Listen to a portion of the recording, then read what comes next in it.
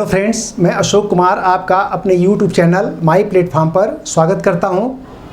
आज हम बात करेंगे भारत और चीन संबंधों के बारे में और इन संबंधों के बारे में जो इसका ऐतिहासिक पृष्ठभूमि है वो मैंने एक वीडियो में पहले ही बना करके अपलोड किया हुआ है, जिसका लिंक मैं डिस्क्रिप्शन बॉक्स में डाल दूंगा। आप उसको देख लीजिएगा। अगर उस वीडियो को आप देख लेंगे तो भारत, तिब्बत और चीन के संबंधों की ऐतिहासिक पृष्ठभूमि क्या है वो आपको बहुत अच्छी तरह से पता चल जाएगी। तो फिर आगे की घटनाओं को समझना आपके लिए बहुत आसान हो जाएगा। तो प्रीवियस वीडियो में मैंने 1962 में किन कंडीशन में भारत और चीन के मध्य संघर्ष हुआ था, इसके बारे में मैंने बात किया था। और अब इसके बाद भारत और चीन संबंधों में किस तरह से उतार चढ़ाव आते रहे, इसके बारे में हम लोग थोड़ा संक्षिप्त में पहले समझते हैं, फिर आगे बात करेंगे।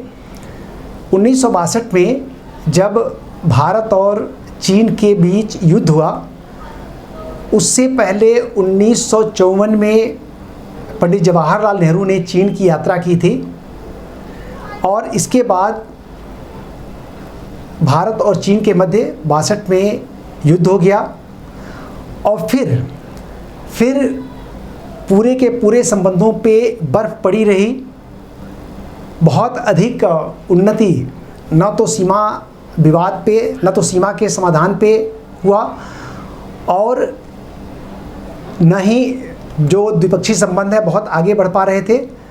और इन संबंधों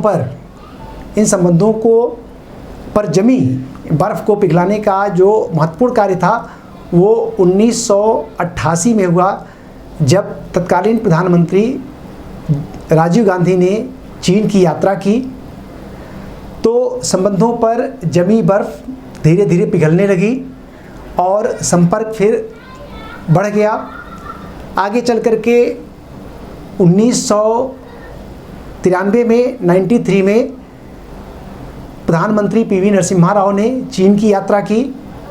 उसके 10 साल के बाद 2003 में अटल बिहारी वाजपेयी ने चीन की यात्रा की।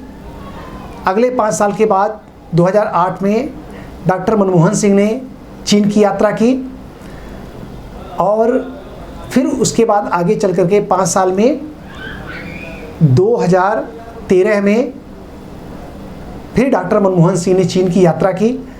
तो इस तरह से भारत के जो प्रीमियर थे, प्रधानमंत्री थे, वो चीन की यात्रा करते रहे और भारत चीन संबंधों में जो सबसे बड़ी समस्या थी वो सीमा विवाद को लेकर के थी।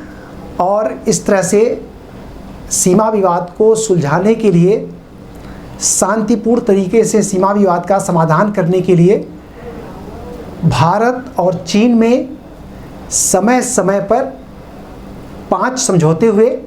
अभी हम लोग उन समझौते के बारे में डिस्कस कर रहे हैं कि उन समझौते का जो मूल उद्देश्य क्या था।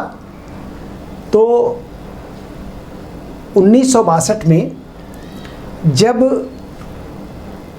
भारत और चीन के मध्य युद्ध हो गया, तो आप जानते हैं ये संघर्ष अरुणाचल प्रदेश मतलब उत्तरी पूर्वी सीमा से लेकर के पूरे लद्दाख रीजन तक ये संघर्ष चला। और इस संघर्ष में जैसा कि मैंने पहले भी आपसे चर्चा किया हुआ है कि चीन ने लगभग अरुणाचल प्रदेश को विजित कर लिया था और लद्दाख का एक बड़ा भाग उन्होंने एक्वायर कर लिया।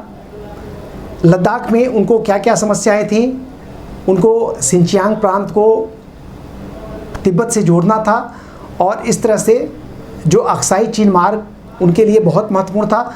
तो अक्साई चीन मार्ग पर नियंत्रण स्थापित करने के लिए ये संघर्ष चीन ने किया था। तो एक बार हम लोग समझते हैं कि वास्तव में जो संबंधों में तनाव की स्थिति थी, इस तनाव को दूर करने के लिए आखिर क्या किया गया और किन कंडीशन में तनाव दूर नहीं हो पाया। और वर्तमान समय में आप देखेंगे लद्दाख में, गलवान घाटी में, फिंगर एरिया में, पेंगोंग त्सो झील क्षेत्र में, कई सारे क्षेत्रों में बहुत सारे तनाव की स्थिति उत्पन्न हो गई। चीन ने बड़े पैमाने पर घुसपैठ किया। तो इसका जो लद्दाख रीजन में सीमा संबंधी समस्याएं क्या थी, इसको भी हम समझने का प्रयास करेंगे। तो पहले हम देखते हैं कि वास्तव में भारत और चीन के मध्य सीमा संबंधी विवाद को सुलझाने के लिए, सीमा संबंधी समस्याओं को सुलझाने के लिए 5 प्रमुख समझौते हुए थे। उनका एक संक्षिप्त हम लोग विवरण देख लेते हैं, उसके बाद आगे हम इस पर बात करेंगे। जैसा मैं आपसे कह रहा था कि भारत और चीन के मध्य सीमा संबंधी समस्याओं के समाधान के लिए कुल मिलाकर के 5 समझौते अलग अलग समय पर हुए थे। और सबसे बड़ी पहल 1993 में प्रधानमंत्री नरसिम्हा राव के कार्यकाल में हुई। तो ये 5 बड़े समझौते हैं। पहला समझौता agreement of maintenance of peace and tranquility along the LAC 1993 में ये एकॉर्ड हुआ था, समझौता हुआ था। दूसरा हुआ agreement of confidence building measures in the military field along the LAC 1996। फिर उसका protocol on the modalities of confidence building measures in the military field along the LAC 2005। Agreement on the establishment of a working mechanism for consultation and cooperation on Indo China border affairs 2012। और 2013 में border defence cooperation agreement 2013 हुआ। कुल मिलाकर के जो ये 5 समझौते हुए थे, इन समझौतों का मोटा मोटा जो मतलब है, इनमें जो प्रावधान है, इनमें जो क्लॉजेस डाले गए, उनका मूल है कि भारत और चीन के मध्य सीमा पर तनाव की स्थिति उत्पन्न न होने पाए। और इन्हीं समझौतों में इस बात का भी प्रावधान किया गया था कि हथियारों के साथ सैनिक बॉर्डर पर ना आए। आपको याद है कि गलवान घाटी में जो हादसा हुआ था, जो टकराव हुआ था, उस टकराव का एक सबसे बड़ा पहलू था कि बैट लेकर के आए, उस पर वायर लगा करके लेकर के आए। तो कहने का अर्थ ये है कि कोई बड़े गन या इस तरह के हथियारों का इस्तेमाल नहीं हुआ। जो प्राचीन तरह के जो प्रिमिटिव तरीके हैं, उन सामानों का संघर्ष में प्रयोग होता है। तो जब भी भारत चीन के सैनिक टकराते हैं तो धक्का मुक्की होती है, बॉडी से पुश करके एक दूसरे को गिराते हैं, पत्थर चलाते हैं, कीचड़ फेंकते हैं, ठीक है। और गलवान घाटी में आपको मालूम है कि वहाँ पे डंडे से और तमाम ऐसी चीज़ों से, कुल्हाड़ी से एक दूसरे पे उन्होंने प्रहार किया। अभी इन पे हम लोग आएंगे, यहाँ पे क्या क्या किन कंडीशन में ये सारी घटनाएं हुई थी। तो ये अब देखिए, एक बात और हमको ध्यान रखना है कि 1962 में जब भारत और चीन के मध्य संघर्ष हुआ था, तो खासकर लद्दाख रीजन में चाइना को जितना जगह चाहिए था या भारत के जितने एरिया चाहिए था, अक्साई चीन का जितना क्षेत्र चाहिए था, उतना तो जब चीन ने अतिक्रमण कर लिया, हस्तगत कर लिया और भारतीय सेना को तत्कालीन समय में काफ़ी पीछे हटना पड़ा था।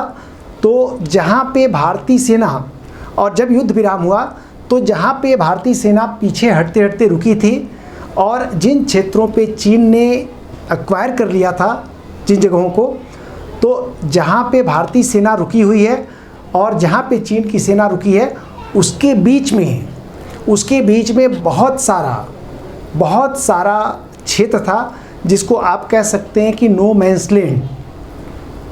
तो वहाँ पे ऐसा क्षेत्र था जहाँ पे कोई सेना तैनात नहीं थी। वास्तव में जो LAC है, लाइन ऑफ एक्चुअल कंट्रोल जिसको हम कहते हैं, भारत चीन के मध्य जो है, ये लद्दाख रीजन में ये LAC कहाँ से होकर के गुजर रही है, ये बहुत स्पष्ट नहीं था। तो बहुत सारा नो मैंस लैंड के क्षेत्र में भारत का दावा LAC का कुछ और है, चीन का LAC का दावा कुछ और है। तो एक हमारी LAC है, एक चाइना की LAC है, और अनेक स्थानों पर हमारी दोनों की LAC आकर के क्लैश करती है, और जहाँ पे क्लैश करती है वहाँ पे टकराव की स्थिति रहती है। तो देखिए एक बात को समझिए कि जो ये 5 समझौते हुए, इन 5 समझौतों का मूल उद्देश्य ये था कि हम इस बात का शांतिपूर्ण ढंग से निर्धारण कर लें कि वास्तव में LAC का स्वरूप क्या है, LAC कहाँ कहाँ से होकर के गुजर रही है। लेकिन भारत के अपने दावे और चाइना के अपने दावे के कारण ये इस समस्या का समाधान करना बड़ा कठिन कार्य है। तो एक एक करके हम लोग समझेंगे कि कहाँ कहाँ पे, अब जैसे देखिए 3 प्रमुख स्थान है जहाँ पे टकराव की स्थिति रहती है और एक जगह सीमा बहुत अच्छी तरह से चिन्हित है। सीमा जहाँ पे चिन्हित है वो कहाँ पे है, जो अरुणाचल प्रदेश में आपसे पहले भी चर्चा हुई है कि हेनरी मैकमोहन की अध्यक्षता में 1914 में आयोग का गठन किया गया था और जिसने सीमा का निर्धारण किया था। तो देखिए अरुणाचल प्रदेश में क्या सीमा है, क्या तनाव है, इसके बारे में अलग से हम समझते हैं। इसके बाद सिक्किम में क्या क्या तनाव की स्थिति है, वहाँ पे क्या समस्या है, थोड़ा डोकलाम इशू को भी हम समझने का प्रयास करेंगे। और इसके बाद आएंगे हम लद्दाख रीजन में और देखेंगे यहाँ पे वास्तव में LAC का स्वरूप क्या था। तो इसको एक बार देख लेंगे तो पूरा का पूरा आपको लद्दाख रीजन से लेकर के और अरुणाचल प्रदेश तक भारत चीन संबंधों में जो तनाव की स्थिति है वो उसका स्वरूप क्या है और ये तनाव किन किन कारणों से है, इस पर भी काफ़ी कुछ प्रकाश पड़ जाएगा और आपको सारी बात बहुत अच्छी तरह से समझ में आ जाएगी। और बिल्कुल मैप में हम समझेंगे कि वास्तव में इन स्थानों पर तनाव की स्थिति क्या है और वो कौन कौन से स्थान है जहाँ पे तनाव बना हुआ है। तो आइए हम लोग सबसे पहले स्टार्ट करते हैं, अरुणाचल प्रदेश को समझाता हूँ और अरुणाचल प्रदेश और सिक्किम को हम लोग एक साथ समझ लेते हैं। इसके बाद आकर के हम लोग समझेंगे लद्दाख रीजन में कहाँ कहाँ से समस्याएं उत्पन्न हुई और वर्तमान में टकराव की स्थिति क्या है, किन किन स्थानों पर टकराव है और इनमें कैसे सीमा के समस्या समाधान के लिए हम लोग क्या कर सकते हैं या क्या हो सकता है, भारत सरकार का प्रयास क्या है, इसके बारे में हम लोग एक एक करके समझेंगे। तो जैसे मैंने कहा कि अरुणाचल प्रदेश से हम लोग स्टार्ट करते हैं। तो अरुणाचल प्रदेश और सिक्किम पे हम लोग इस बात को समझते हैं। और एक चीज़ और आपको ध्यान रखना चाहिए कि जो 1914 में भारत और स्वतंत्र तिब्बत, पहला जो आप इसका पार्ट आप ज़रूर देख लीजिएगा, डिस्क्रिप्शन बॉक्स में मैंने इसका लिंक डाला हुआ है।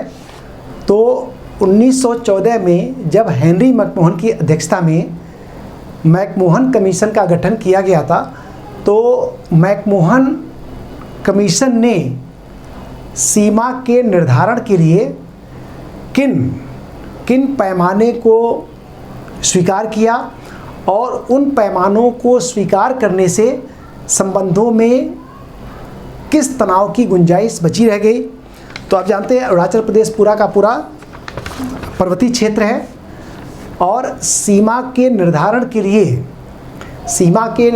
लिए जो भौगोलिक कारक एक बहुत बड़ी भूमिका अदा करते हैं और इन भौगोलिक कारकों को ही अरुणाचल प्रदेश में भारत और तिब्बत के बीच में सीमा को निर्धारित करने के लिए एक मानक के रूप में प्रयोग किया गया। तो ये मानक क्या था, इस पेपर से मैं आपको थोड़ा समझाने का प्रयास कर रहा हूँ।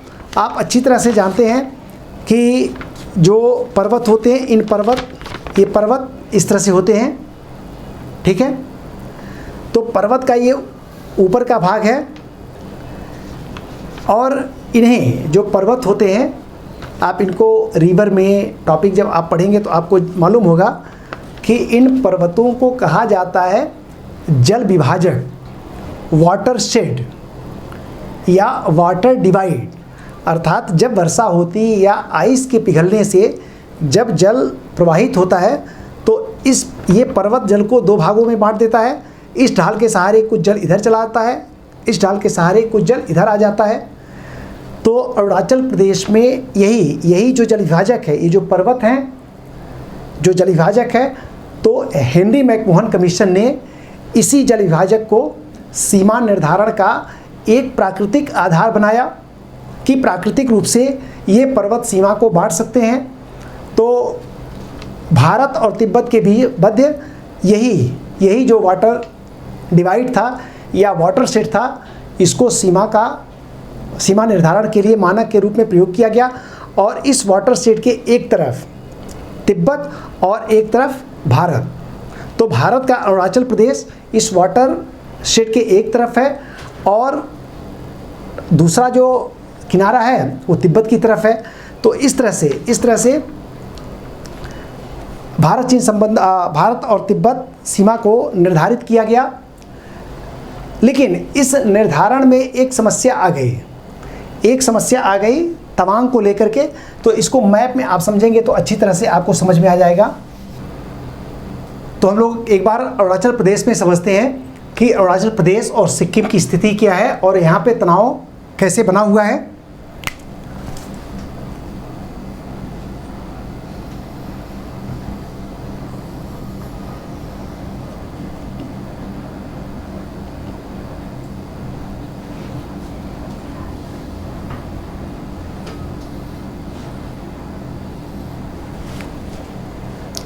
जैसा आपको क्लियर है, ये नेपाल है, ये भारत का सिक्किम और ये भूटान है और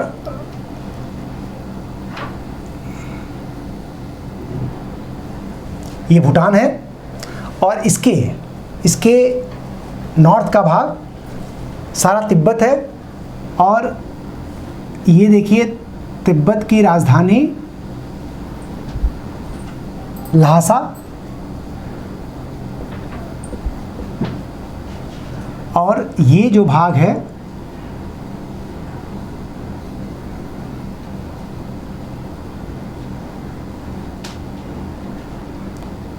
ये है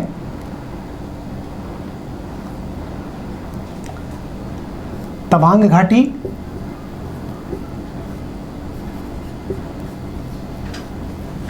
तवांग घाटी है और इस तवांग घाटी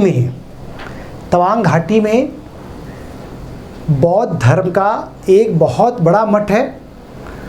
भारत का ये सबसे बड़ा, अरुणाचल प्रदेश के तवांग घाटी में भारत का सबसे बड़ा बौद्ध मठ है और यह विश्व का दूसरा सबसे बड़ा बौद्ध मठ है।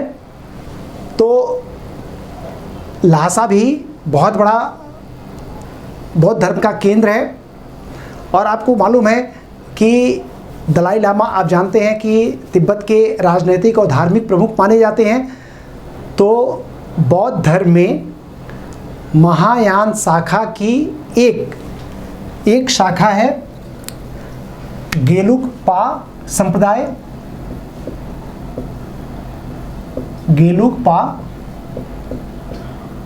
कई बार गेलुक संप्रदाय या कई बार गेलुकपा संप्रदाय कहा जाता है। ये गेलुकपा जो संप्रदाय है, इस संप्रदाय में दलाई लामा को सबसे बड़ा राजनीतिक और धार्मिक व्यक्ति माना जाता है। तो एक साथ दलाई लामा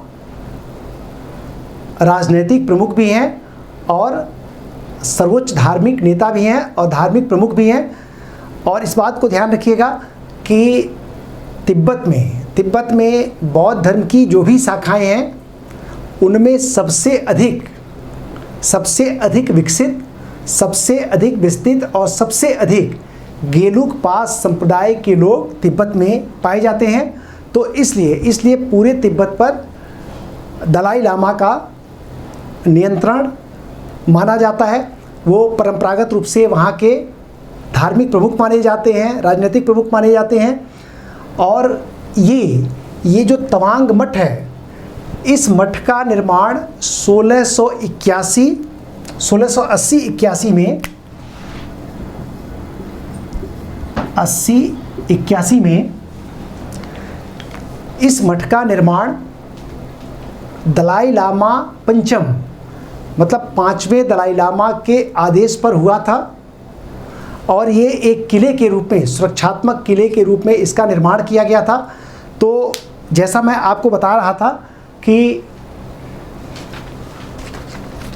जो वाटर शेड है, तो ये वाटर शेड भारत और तिब्बत के मध्य और वर्तमान समय के मध्य चीन के मध्य सीमा निर्धारित करती है।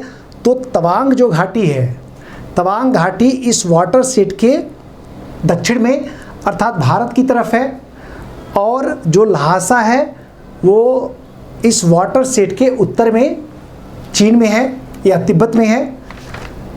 अदरवाइज जो तवांग घाटी है इसकी यह सब तिब्बत का भाग था, लेकिन जब सीमा निर्धारण 1914 में हुआ तो तवांग घाटी को भारत का हिस्सा बना लिया गया और 1962 में जब चीन ने भारत पर आक्रमण किया था तो उसने अरुणाचल प्रदेश को लगभग अरुणाचल प्रदेश को चाइना ने विजित कर लिया था। लेकिन जब युद्ध विराम हुआ तो इस विजित क्षेत्र से भी चाइना पीछे चला गया और चाइना वहाँ पे चला गया जहाँ पे मैकमोहन रेखा पहले से एग्जिस्ट करती है। तो फिर यहाँ पे मैकमोहन रेखा भारत और चीन के मध्य सीमा बन गई। तो अरुणाचल प्रदेश में एक ही दिक्कत है कि चीन कहता है ये मेरा भाग है और मैकमोहन रेखा के हिसाब से भारत मानता है कि ये भारत का भाग है। और देखिए प्राकृतिक रूप से भी अरुणाचल प्रदेश भारत का ही भाग है, क्योंकि ये पहली बात तो जो अरुणाचल प्रदेश में जो हिमालय पर्वत है उसका जो वाटर शेड जो दक्षिण वाला भाग है वो भारत में है, उत्तर वाला भाग तिब्बत में है और जो भारत वाला भाग है यहाँ पे बहुत आसानी से आप पहुँच सकते हैं। जबकि अगर तिब्बत से आप आएंगे तो पूरा का पूरा पर्वत पार करके आपको इधर आना पड़ेगा। तो प्राकृतिक रूप से भी अरुणाचल प्रदेश भारत का भाग है और मैकमोहन आयोग ने भी इसे अंतर्राष्ट्रीय सीमा बनाया था। तो हमारा और चीन का बस विवाद ये है कि चीन कहता है कि अरुणाचल प्रदेश मेरा है, भारत इसे अपना भाग ही मानता है। अब देखिए चीन के लिए इस सारे क्षेत्र का महत्व क्यों बहुत ज़्यादा है, इसके दो कारण हैं। पहली चीज़ तो जो तवांग घाटी है ये बुद्धिज़्म का एक बहुत बड़ा केंद्र है। तो चाइना चाहता है कि अगर तवांग घाटी को तिब्बत में मिला लिया जाता है तो तिब्बत के लोगों के विश्वास को वो जीत सकता है और तिब्बत और बढ़िया तरीके से चाइना का भाग बन सकता है। क्योंकि अगर तिब्बत के लोग चाइना को अपना देश मानेंगे तो तिब्बत का चाइना से एकीकरण अच्छे तरीके से हो जाएगा। तो एक तो धार्मिक कारण से चाइना चाहता है कि अरुणाचल प्रदेश प्लस तवांग घाटी उसका भाग बन जाए। दूसरी चीज़, इस बात की प्रबल संभावना है कि अरुणाचल प्रदेश में गोल्ड डिपॉजिट, सोने के बड़े भंडार की संभावना बनी हुई है।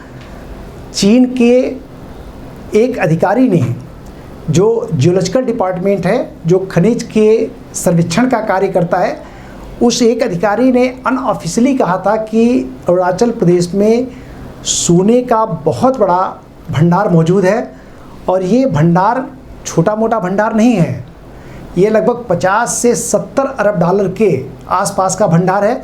अर्थात जिसको भी ये भाग मिलेगा आप कह सकते हैं कि मालामाल हो जाएगा। तो हालांकि भारत सरकार ने भी, जो सर्वेक्षण डिपार्टमेंट है वो गया, लेकिन भारत ने अधिकृत रूप से अभी इस संबंध में कोई बयान जारी नहीं किया है। चाइना ने भी अधिकृत रूप से कोई बयान जारी नहीं किया है, लेकिन इस बात की सुगबुगाहट शुरू हो गई है कि अरुणाचल प्रदेश में बड़ा गोल्ड डिपॉजिट हो सकता है। तो देखिए, अब आप समझ पा रहे हैं कि अरुणाचल प्रदेश को चीन क्यों चाहता है। अब आइए हम लोग देखते हैं सिक्किम में। जब भारत आज़ाद हुआ तो आप जानते हैं कि सिक्किम भारत का भाग नहीं था, फिर इसको कई राजनीतिक प्रक्रियाओं से भारत का भाग बनाया गया। लंबे समय तक ये एक संरक्षित राज्य रहा, उसके बाद पूरी तरह से भारत में इसका विलय कर लिया गया। और यहाँ पे भी कुछ समस्या बनी रहती है। और यहाँ पे जो एक बड़ी समस्या आई थी वो डोकलाम मुद्दे को लेकर के आई थी। तो हम समझते हैं कि यहाँ पे डोकलाम इशू क्या था। और अभी मई 2020 में यहाँ पे भी लद्दाख रीजन में भी टकराव हुआ और सिक्किम क्षेत्र में भी टकराव की स्थिति बनी। तो कहाँ पे टकराव बना इसको हम लोग समझते हैं, लेकिन मामले को ले लेते हैं पहले हम लोग डोकलाम से और फिर देखते हैं कि ये क्या यहाँ पे समस्या थी। तो आइए हम लोग केवल उस क्षेत्र को लेते हैं जहाँ पे ये समस्या थी। तो अरुणाचल प्रदेश को हम लोग समझ पा रहे हैं क्या दिक्कत है। तो ये जो सीमा मैकमोहन लाइन है, ये हमारी अभी भी चीन और भारत की सीमा है। और यहाँ पे भारत बिल्कुल ऊंचाई पे है, चाइना वहाँ पे काफ़ी नीचे है। वर्तमान सैन्य रूप से अगर देखा जाए तो लगभग ये क्लियर है, जो सामरिक विशेषज्ञ कहते हैं कि चाइना भारत को अरुणाचल प्रदेश में पराजित नहीं कर सकता है, क्योंकि एक तो हम आसानी से अपने मोर्चे पे पहुंच सकते हैं, चाइना उधर नीचे के भाग पे है। और भारत ने बहुत तेज़ी से बॉर्डर को जो इंफ्रास्ट्रक्चर है, सड़क है, रेल से पुल बना करके और अरुणाचल प्रदेश में बहुत तेज़ी से सेना और रसद को भेजने का सारा सामान इकट्ठा कर लिया है और आधारभूत ढांचा पहले के मुकाबले बहुत अच्छा हो गया है। अब आते हैं हम लोग देखते हैं कि सिक्किम में टकराव की स्थिति क्या थी।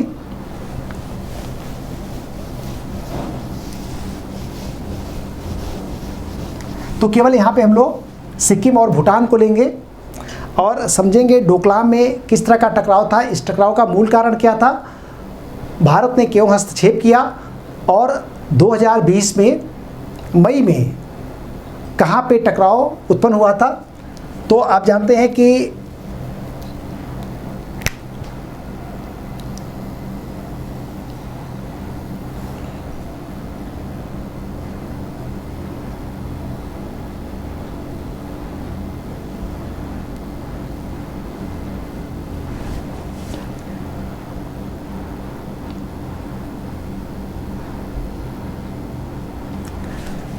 देखिए, ये है भूटान, ये भारत का राज्य है सिक्किम,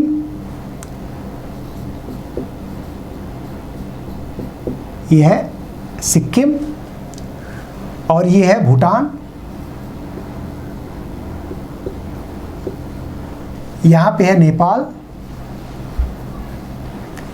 और यहाँ के सिक्किम के दक्षिण में बांग्लादेश है। तो एक बार बांग्लादेश को भी हम लोग ले लेते हैं।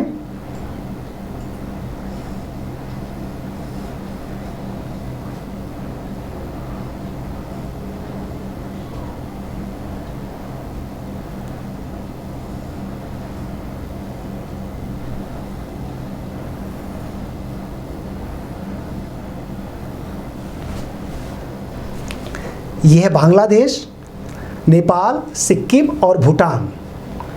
और जो डोकलाम इशू था,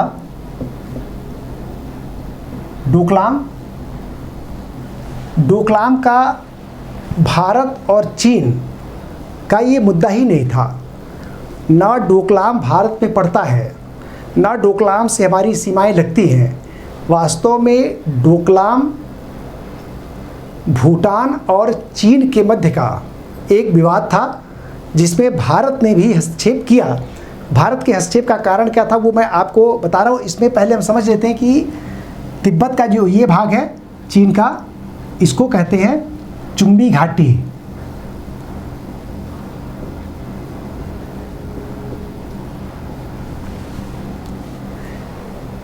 तो अब इस तरह से, और ये है बांग्लादेश। और भारत का इधर जो राज्य है वो 7 उत्तर पूर्व के 7 राज्य हैं, जिन्हें सेवन सिस्टर, 7 बहनें या सेवन सिस्टर या उत्तर पूर्व के राज्य भी कहा जाता है। तो देखिए यहाँ पे इशू क्या था कि ये जो क्षेत्र है ये है डोकलाम, जो तिब्बत या चीन और भूटान के मध्य एक ये छोटा सा एक पठारी क्षेत्र है। और यहाँ पे भी ध्यान रखिएगा, जो मैकमोहन रेखा के उत्तर में चीन है, चीन काफ़ी नीचे है, घाटी में है, और हम लोग काफ़ी ऊंचाई पे हैं। यहाँ पे हम आसानी से पहुँच भी सकते हैं, और चीन पर्वत को पार करके अरुणाचल प्रदेश में आना चीन के लिए एक कठिन कार्य है। तो इसी तरह से यहाँ भी चीन कहाँ पे है, एक घाटी में है।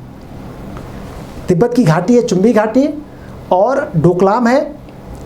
और यहाँ पे ये जो भाग है इसे कहा जाता है चिकन नेक।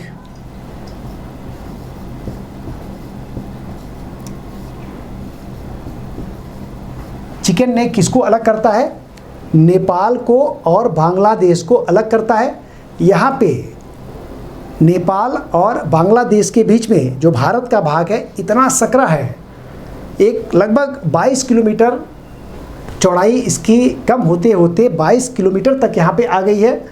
और ये पतला सा और लंबा सा एक रास्ता है, जिसको पतले और लंबे होने के कारण इसे कहा जाता है चिकन नेक। और भारत इस चिकन नेक से ही होकर के अपने उत्तरी पूर्वी राज्यों तक पहुँचता है। अगर किसी तरह से कोई शक्ति चिकन नेक पर अवरोध उत्पन्न कर दे, चिकन नेक को काट दे, तो भारत अपने उत्तरी पूर्वी राज्यों से भारत के जुड़ने का रास्ता एकदम ब्लॉक हो जाएगा, बंद हो जाएगा। तो आप ये बात समझ पा रहे होंगे कि इस पूरे रास्ते का बड़ा महत्व है। और इस चिकन नेक को सिलीगुड़ी कॉरिडोर भी कहा जाता है। तो यहाँ पे कुल मिलाकर के सामरिक स्थिति भारत के पक्ष में है, क्योंकि भारत काफ़ी ऊंचाई पे है, चाइना घाटी में है। लेकिन यहाँ पे जो एक संकट केवल भारत के लिए ये चिकन नेक, लेकिन चिकन नेक इसलिए संकट नहीं है कि नेपाल और बांग्लादेश सामरिक रूप से भारत के लिए कभी संकट नहीं खड़ा कर सकते हैं। तो इसलिए चिकन नेक सुरक्षित है। चाइना चूँकि यहाँ पे काफ़ी नीचे है, घाटी में है, तो इसलिए चाइना कोई अवरोध उत्पन्न नहीं कर पाएगा। लेकिन ये जो डोकलाम पठारी क्षेत्र है, ये चुम्बी घाटी, चाइना ने क्या किया कि सड़क बनाना शुरू किया, और चुम्बी घाटी से वो आ करके डोकलाम तक सड़क बनाना चाह रहा था। और डोकलाम पे सड़क बन जाने से चाइना बिल्कुल ऊंचाई पे आ जाता, और उसके बाद भारत का चिकन नेक खतरे में आ जाता। वहाँ से कभी एक तोप भी आप रख देंगे अगर डोकलाम पे, तो बिल्कुल आई बॉल कांटेक्ट जैसी स्थिति आ जाएगी, आमने सामने देखने जैसी स्थिति आ जाएगी। और डोकलाम से चीन भारत के चिकन नेक को ब्लॉक कर सकता है, और फिर अपनी जो मंशा है भारत के उत्तर पूर्व में अरुणाचल प्रदेश में, उसको पूरा करने की बेहतर स्थिति में आ जाएगा। तो इसलिए भारत के लिए डोकलाम का विशेष महत्व है। तो जब चाइना ने डोकलाम तक सड़क बनाने का प्रयास किया, और एक ये भी ध्यान रखिएगा कि 1949 में भारत और भूटान के मध्य एक समझौते के अंतर्गत भूटान ने अपने विदेश मामले और सैन्य मामलों में भारत की बड़ी भूमिका को रखा है। अर्थात भूटान के किसी भी सैन्य मामले और विदेश मामले में भारत की सलाह से भूटान कार्य करता है। तो भूटान ने इस डोकलाम पे जब देखा कि चीन इस पर सड़क बना करके अतिक्रमण करने का प्रयास कर रहा है, तो भारत की सहायता से चीन के सैनिकों को बाई मसल पावर धक्का दे करके वहाँ से निकाला गया। वहाँ पे जो मशीन लेकर के आए थे, सड़क जिन्होंने बनाया हुआ था, उस भारतीय सेना ने तमाम सड़क को तोड़ करके, और वहाँ पे ये स्टैंड ऑफ 2017 में लगभग 2.5 महीने तक 72 से 75 दिन तक चला। तो अंततः चीन को वहाँ पे पीछे हटना पड़ा, और डोकलाम को फिर से पहले की स्थिति में बहाल कर दिया गया। अर्थात जो स्टेटस को था उसको मेंटेन किया गया। तो इस तरह से चाइना किसी तरह से, चाइना इस बात को भी ध्यान रखिएगा कि चाइना ये मानता है कि भारत से अभी उसका एक संघर्ष होगा भविष्य में, और इस संघर्ष, तो एक संघर्ष संभवतः हमारा चीन के साथ भविष्य में कहीं पड़ा हुआ है, और इस संघर्ष की तैयारी के लिए चाइना ने क्या क्या प्रयास किया हुआ है, इन सारी चीज़ों पे हम लोग चर्चा करेंगे। चाइना के कार्यों को, चाइना के डिज़ाइन को और चाइना की पॉलिसी को देख करके लगता है कि चाइना भारत से कोई एक संघर्ष या एक युद्ध लड़ना चाहता है, और उसके लिए वो कई तरह की तैयारी कर रहा है, किया भी है। और उन तैयारी में एक और ख़ास बात ये है, उसकी विशेषता ये है कि वो तमाम सामरिक महत्व की चीज़ों को पर अपना कब्जा चाहता है, जिससे कि अगर कोई बड़े संघर्ष की स्थिति आए तो भारत के ऊपर वो दबाव डाल पाने में सक्षम हो सके। तो इधर स्थल से लेकर के जल तक, समुद्र तक वो ये सारी तैयारी और सारी नाकेबंदी भारत की कर रहा है। इसको हम एक एक करके देखेंगे। तो इस तरह से डोकलाम में भारत ने चीन को पीछे कर दिया, चीन को मुँह की खानी पड़ी, और उसकी जो अंतर्राष्ट्रीय प्रतिष्ठा थी वो काफ़ी धूमिल भी हुई। भारत की अंतर्राष्ट्रीय प्रतिष्ठा में काफ़ी वृद्धि हुई थी डोकलाम इशू को लेकर के। तो ये एक मुद्दा ख़त्म हुआ, चाइना पीछे हटा, स्टेटस को मेंटेन हुआ। अब देखिए 2020 में आप जानते हैं लद्दाख रीजन में चाइनीज सेना घुस आई थी, गलवान घाटी में एक बड़ा सा हादसा भी हुआ, चीन और भारत की सेनाओं के मध्य एक बड़े टकराव की स्थिति आ गई। उससे पहले यहाँ पे सिक्किम में भारत और चीन की सेनाओं के मध्य फिर से फेस ऑफ हो गया, एक फिर टकराव की स्थिति आ गई, और टकराव की स्थिति ऐसे अपरंपरागत क्षेत्र में हुई जो कभी भी तनाव की वजह नहीं रही। इस बात को ध्यान रखिएगा कि चाइना सिक्किम को भी विवादित मानता है, लेकिन चाइना सिक्किम के तमाम सीमा पर कई जगह भारत और चीन के मध्य टकराव हो चुका है। लेकिन 2020 में मई में एक ऐसे स्थान पर चाइना ने एक नई समस्या खड़ा की जो 62 के बाद से या उससे पहले से कभी भी वह स्थान संकट में नहीं था, और ये स्थान था नाकुला। और देखिए ये नाकुला है यहाँ पे चुंबी घाटी में तो भारत और चीन के मध्य तनाव होता रहता है या तनाव की स्थिति आ सकती है, लेकिन इस फ्रंट पे आज तक कभी भी भारत और चीन की सेनाएं आमने सामने नहीं आई। तो आप कह सकते हैं कि चीन ने तनाव के लिए एक बिल्कुल नए फ्रंट को खोला मई 2020 में, और यहाँ पे लगभग भारत और चीन के लगभग 150 सैनिक बिल्कुल गुत्थम गुत्था हो गए, पत्थर चलने लगे, घूंसे चलने लगे, और 3 भारतीय सैनिक और 5 चीनी सैनिक इस टकराव में घायल हुए। तो किसी तरह से यहाँ पे चीज़ें शांत हुई, आगे बढ़ी, लेकिन मेन जो सारे संकट की स्थिति थी वो वास्तव में लद्दाख में एक बड़ा फेस ऑफ, एक बड़े टकराव की स्थिति भारत और चीन के मध्य हुई। और इस टकराव में कई सारे ऐसे एस्पेक्ट थे। इसमें भारत एक रोड बना रहा है, अभी हम लोग उसकी चर्चा कर रहे हैं, उस रोड का महत्व भी मैं आपको बता रहा हूँ। गलवान घाटी में कैसे टकराव हुआ। फिंगर लेक एरिया है, एक पहाड़ी क्षेत्र है जो पेंगोंग सो लेक के नॉर्थ में है। तो वहाँ पे भारत और चीन के मध्य क्या टकराव की स्थिति है, और अन्य किन स्थानों पर चीन आगे बढ़ा। तो इसके लिए हम लोग समझते हैं लद्दाख में आकर के। तो उम्मीद है आपको अरुणाचल प्रदेश और सिक्किम में जो पहले के तनाव की स्थिति थी और जो वर्तमान तनाव की स्थिति जो नाकुला के पास हुआ, ये तनाव आपको समझ में आ रहा होगा। और अब हम लोग आते हैं इसमें कि लद्दाख रीजन में किस तरह से फेस ऑफ हुआ, किन किन स्थानों पर हुआ, तो एक एक करके हम लोग मैप के माध्यम से समझेंगे तो आपको ये बात बहुत अच्छी तरह से समझ में आएगी। तो देखिए, आप जानते हैं कि जो लद्दाख का एक क्षेत्र है अक्साई चीन, इससे पहले के वीडियो में मैंने बताया था कि अक्साई चीन की चीन को आवश्यकता क्यों थी, क्योंकि जब चीन ने तिब्बत को हस्तगत कर लिया तो तिब्बत एक तनाव का क्षेत्र बन गया, क्योंकि तिब्बती लोग काफ़ी प्रतिरोध कर रहे थे और सिंजियांग प्रांत में उइगर मुस्लिम हैं, वो भी कड़ा प्रतिरोध करते हैं। तो दो संकट के क्षेत्र चाइना के पास आ गए और इन दोनों को, सिंजियांग प्रांत को और तिब्बत को जोड़ने वाला भाग था अक्साई चीन, और अक्साई चीन जो मार्ग है वो चीन के लिए एक तरह से लाइफ लाइन के समान हो गई और चीन ने यहाँ पे संकट को बढ़ा दिया।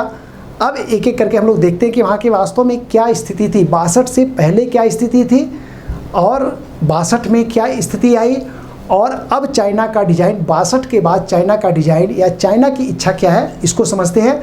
और यहाँ पे किस तरह से टकराव का स्वरूप क्या रहा।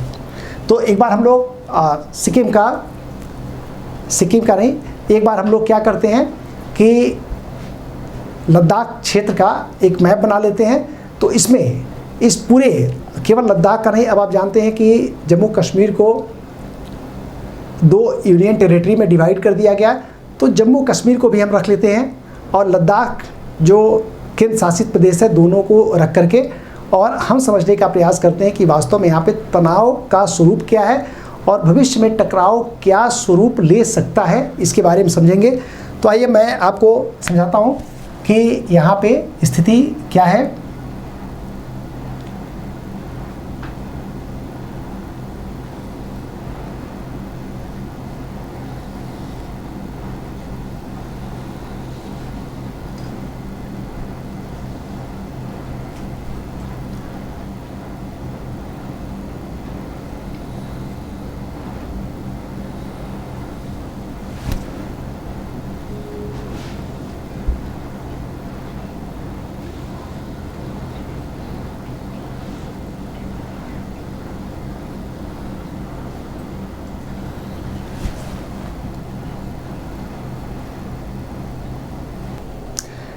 इस मैप में जम्मू कश्मीर का मैप आपके सामने है।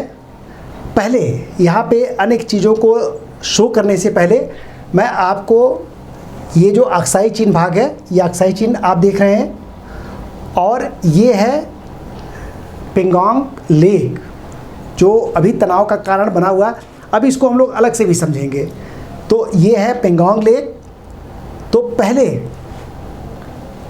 जो उत्तर पूर्व में मैकमोहन रेखा ने तो भारत और चीन की सीमाएं, या भारत आप कह लीजिए तिब्बत की सीमाएं निर्धारित कर दी और उसके बाद आगे चल करके वही सीमा भारत और चीन की सीमा बन गई।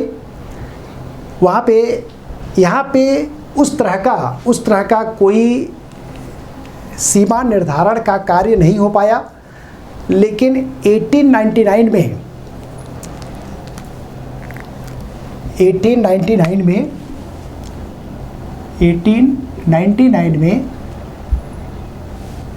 मैकार्टनी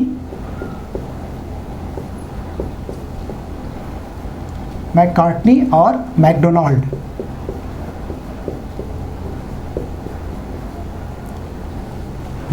ने लद्दाख रीजन में सीमा के निर्धारण का एक प्रयास किया था कि कितना भाग तिब्बत का रहेगा और कितना भाग भारत का रहेगा, अर्थात भारत और तिब्बत के बीच में सीमाएं कैसे निर्धारित किए जाए।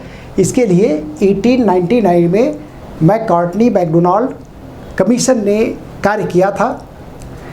और इस बात को आप ध्यान रखिएगा कि ये जो आप सीमा देख रहे हैं, ये सीमा आई कहाँ से? ये सीमा आई जो जम्मू कश्मीर रियासत थी, उस रियासत के पास इतना सारा भाग था। इतना ही नहीं, और भी भाग था।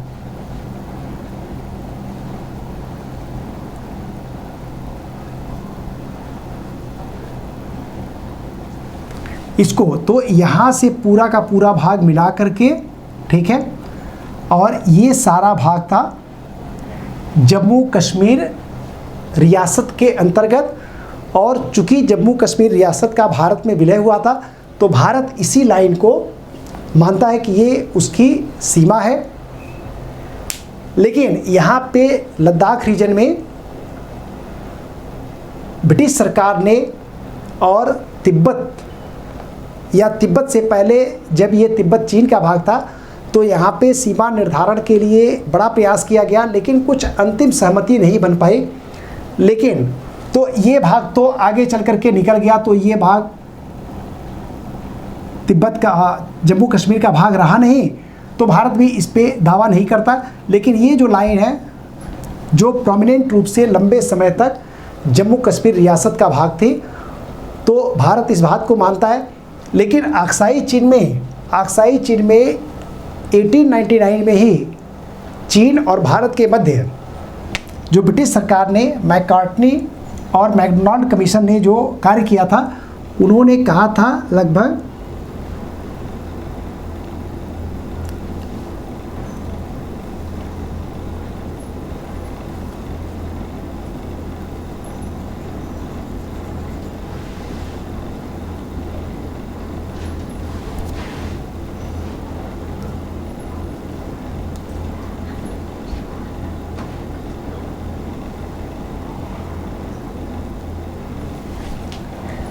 अक्साई चीन के इस भाग को 1899 में मैकार्टनी मैकडोनाल्ड ने चीन को देने का प्रस्ताव रखा, और कुल मिलाकर के जब भारत आज़ाद हुआ और 1951 में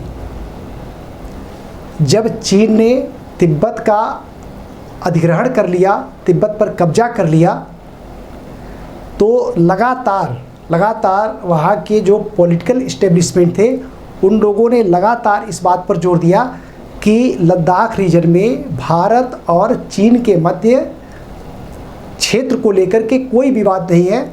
और आपको याद होगा 1954 में भारत और चीन के मध्य पंचशील समझौता हुआ, और इस पंचशील समझौते के अंतर्गत इस बात पर बहुत बल दिया गया कि दोनों देश एक दूसरे की संप्रभुता का सम्मान करेंगे, विवादों का जो निपटारा है वो आपसी बातचीत के द्वारा किया जाएगा, एक दूसरे के मामले में दखल नहीं देंगे, बहुत सारी चीज़ें थी। तो संबंधों के निर्धारण के लिए 5 सिद्धांत डेवलप किए गए थे, और इस पर 1954 में हस्ताक्षर हुआ। और इसके बाद हिंदी चीनी भाई भाई का जो नारा था वो आगे बढ़ाया गया।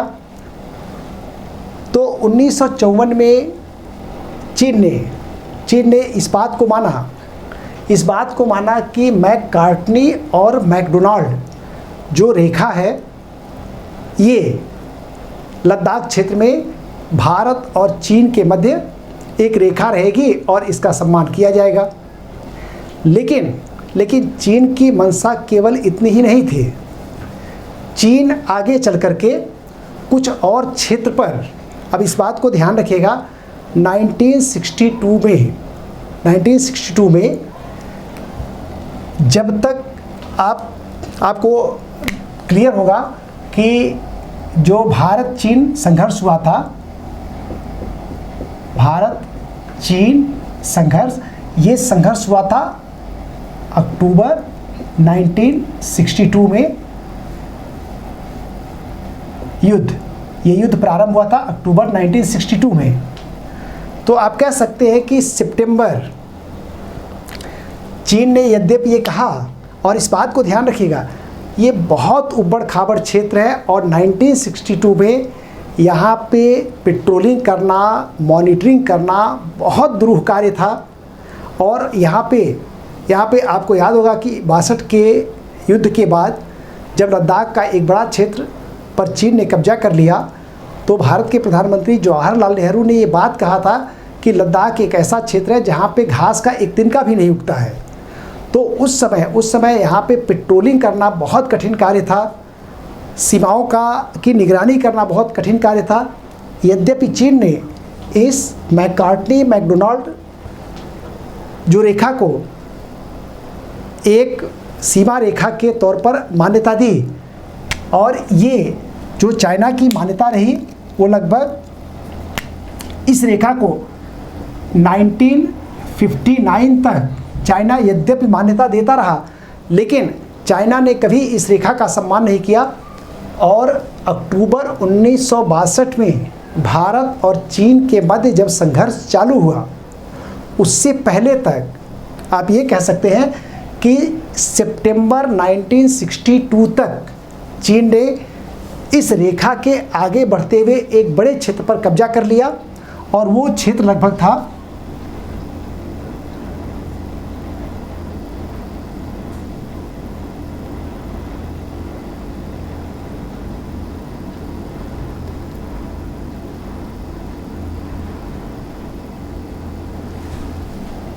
जो पेंगोंग, ये जो लाल सा आप भाग देख रहे हैं, ये पेंगोंग झील है।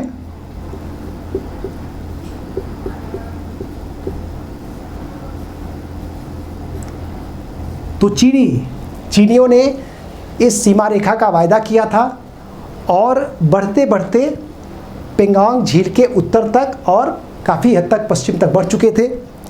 ये कब की स्थिति थी? सितंबर, आप ये कह सकते हैं कि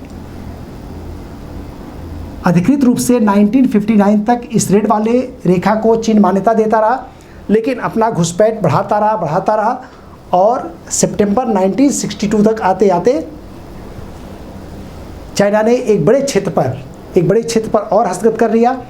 और अक्टूबर में जब युद्ध हुआ, और ये युद्ध लगभग ये 20 अक्टूबर को चालू हुआ और 21 नवंबर 1962 को चाइना ने एक तरफा युद्ध विराम की घोषणा कर दी। और इस युद्ध विराम तक चाइना फिर भारत के एक बहुत बड़े एरिया को फिर उसने हस्तगत कर लिया। और आप देखेंगे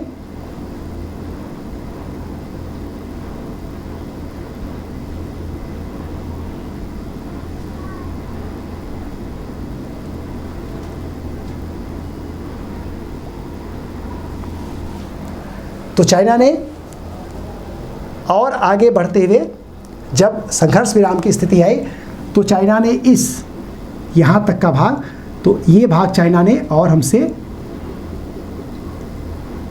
ले लिया। और अब चाइना पेंगोंग झील के पहले उत्तर तक था, अब पेंगोंग झील के दक्षिण तक आ गया। तो इस तरह से ये जो लाइन है ये कहलाती है भारत की LAC।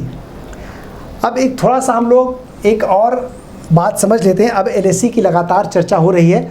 तो देखिए, पहले LAC ये था, 1899 तक चाइना ने मान्यता दी, 1959 तक कायदे से इस बात को मानता रहा, लेकिन घुसपैठ आगे करते वो काफ़ी आगे तक आ गया। और फिर 1962 में काफ़ी और आगे आ गया। और जब ये जो लाइन है ये भारत और चीन के मध्य वर्तमान LAC है, और इसमें अब संकट क्या है इसके बारे में भी हम लोग एक एक करके देखेंगे। तो एक बार हम लोग अब यहाँ से आपको समझ में आ रहा है कि कैसे कैसे चीन आगे बढ़ता गया। और यहाँ पे अब वर्तमान LAC को बना करके और फिर देखते हैं कि कहाँ पे संकट की स्थिति उत्पन्न हो गई है। तो एक बार इस मैप पे हम लोग क्या करते हैं, LAC को बनाते हैं। तो देखिए, ये है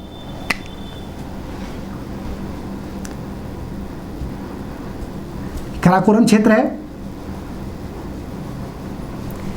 काराकोरम पास। तो इस मैप में जैसा मैं आपको बता रहा था कि किस तरह से चीन धीरे धीरे आगे बढ़ते हुए सीमा किसी को माना, LAC किसी को माना, उसके बाद धीरे धीरे घुसपैठ करते हुए काफ़ी आगे तक बढ़ गया। यहाँ पे एक थोड़ी सी चर्चा हम लोग संक्षिप्त कर दें। LAC और आपने सुना होगा LOC। देखिए, LOC भारत और पाकिस्तान के मध्य ये जो भाग है ये है LOC। ये जो जम्मू कश्मीर का ये सारा भाग है, ये भाग और इधर का भाग, इससे ये पाकिस्तान के कब्जे में है। लद्दाख रीजन का जो ये अक्साई चीन का भाग है। और अब हमारी LAC क्या है, ये है। तो वास्तव में एक को LAC और एक को LOC क्यों कहा जाता है? ये है भारत और चीन के मध्य, और LOC है भारत और पाक के मध्य, पाकिस्तान के मध्य। देखिए LOC तो एक तरह से आप कह सकते हैं कि सैनिकों के द्वारा निर्धारित सीमा रेखा है, अर्थात भारत और पाकिस्तान में संघर्ष चल रहा था। जब संघर्ष विराम हुआ तो सेनाएं जहां पे खड़ी थी वही उन्हीं के बीच में जिसका जहां पे नियंत्रण था वो उसका भाग हो गया या उस पर कंट्रोल किया हुआ, ये LOC है। अर्थात आप कह सकते हैं कि LOC को भारत और पाकिस्तान की सेनाओं ने लगभग निर्धारित कर लिया है। LAC वास्तव में सेना के द्वारा निर्धारित क्षेत्र नहीं है। ये भारत और चीन के मध्य जब संघर्ष विराम हुआ तो सेनाओं के बीच में बहुत बड़ा क्षेत्र था जो नो मैंस लैंड के रूप में था, और उस नो मैंस लैंड में भारत का एक अपना LAC है, चीन का एक अपना LAC है। चीन LAC की व्याख्या किसी और तरीके से करता है।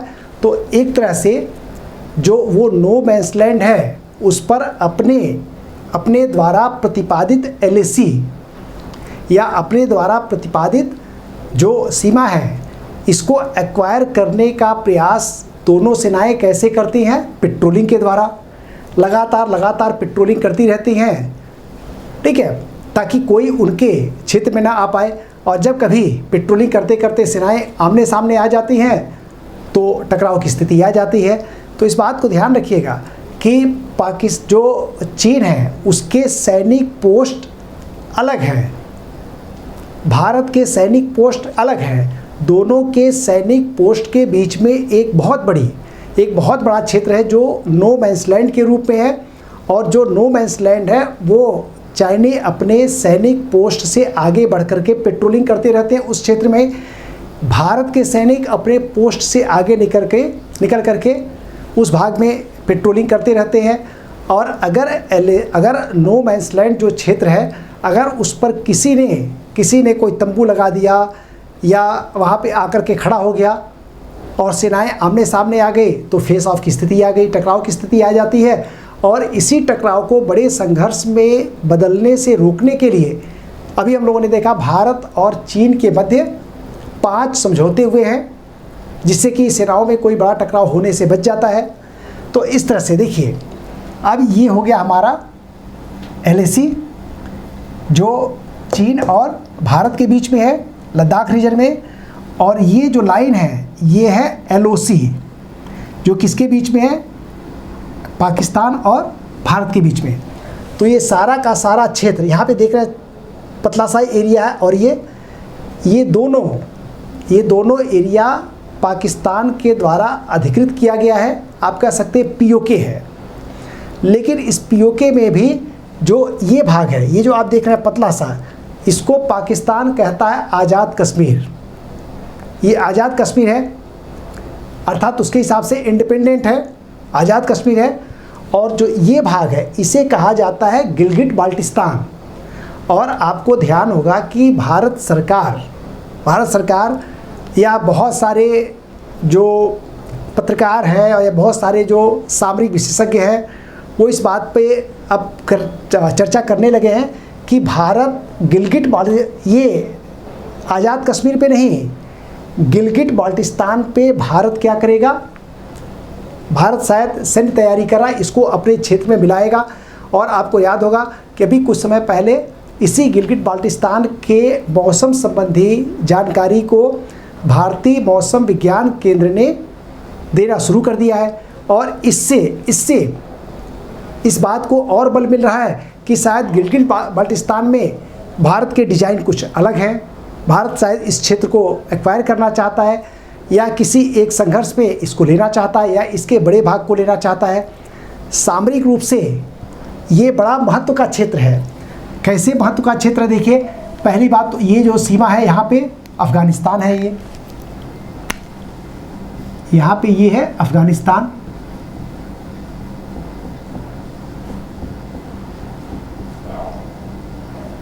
और ये है गिलगिट एंड बाल्टिस्तान। और अगर गिलगिट बाल्टिस्तान पे भारत का नियंत्रण हो जाता है तो भारत की सीधी सीमाएं जाकर के किससे लग जाएंगे? अफगानिस्तान से लग जाएंगे। और प्लस भारत को मध्य एशिया में जाने का सीधा मार्ग मिल जाएगा। तो इसलिए गिलगिट बाल्टिस्तान का भारत के लिए बहुत सामरिक महत्व है। और इसका दूसरा जो फ़ायदा ये होगा, अगर ऐसा हुआ, मेरा ये परसेप्शन नहीं है कि भारत को ऐसा करना चाहिए या नहीं करना चाहिए, एक अलग तरह की बात है, एक अलग तरह का डिबेट है। तो मैं सिर्फ आपको गिलगिट बाल्टिस्तान का महत्व बता रहा हूँ। तो ये हमको मध्य एशिया से जोड़ देगा, अफगानिस्तान से सीधी हमारी सीमाएं मिल जाएंगी। और प्लस मध्य एशिया के जो बहुत संसाधन संपन्न क्षेत्र हैं उन तक हमारी पहुंच हो जाएगी। जो तजाकिस्तान है, किर्गिस्तान है, कजाकिस्तान है, ये सारे जो क्षेत्र हैं यहाँ तक भारत आसानी से पहुंच जाएगा। और दूसरा इसका सामरिक लाभ जो सब भारत को मिलेगा वो ये होगा कि भारत चीन और पाकिस्तान के बीच में आ जाएगा और चीन और पाकिस्तान को बिल्कुल अलग अलग काट देगा। देखिए, आपको याद होगा कि चीन का एक क्षेत्र है, यहाँ पे एक शहर है, आपको याद है, ये सिंजियांग प्रांत है।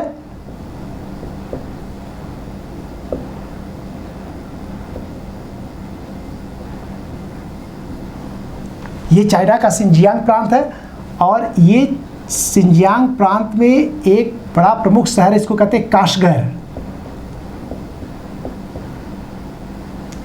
और चाइना पाकिस्तान इकोनॉमिक कॉरिडोर इसी काशगर से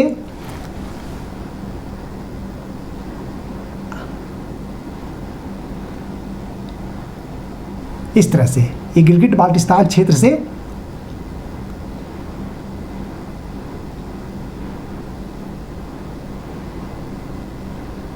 ऐसे निकल करके और अंततः जा करके कहाँ मिलता है? अरब सागर में ग्वादर से। इस पर भी हमें एक बड़ी चर्चा करनी है कि इसका चीन के लिए क्या महत्व है, भारत के लिए इसका क्या सामरिक महत्व है, इस पर हम लोग चर्चा करेंगे। तो गिलगिट बाल्टिस्तान से चाइना पाकिस्तान इकोनॉमिक कॉरिडोर जो गुजरता है, भारत हमेशा इस बात पर ऐतराज़ करता है कि यह भारत के सीमा क्षेत्र से होकर के गुजर रहा है और ये भारत की संप्रभुता का उल्लंघन करता है। तो इस पे हम लोग आगे चर्चा करेंगे। देखिए, जब भारत और पाकिस्तान में संघर्ष हुआ था और पाकिस्तान के कबायली लोगों ने जब इस पर कब्जा कर लिया था और भारत की सेना जब गई तो उन्होंने कबायलियों को पीछे हटाया। अगर कुछ समय तक पंडित नेहरू और संभवतः रुक गए होते तो अधिकांश भाग को खाली करा लिया गया होता, लेकिन मामला चला गया संयुक्त राष्ट्र संघ में और संघर्ष विराम हो गया और इसी तरह से ये लाइन क्या एलओसी में कन्वर्ट हो गई। तो आगे चल करके पाकिस्तान ने जो ये भाग है ये अपनी तरफ से चीन को दे दिया। तो चीन ने यहाँ पे तो अक्साई चीन लिया है, जो ये लाइन वाला क्षेत्र है इसे पाकिस्तान ने चीन को उपहार में दे दिया। देखिए, 1984 में 1984 में भारतीय सेना ने एक कार्रवाई करके ये जो रेड पार्ट है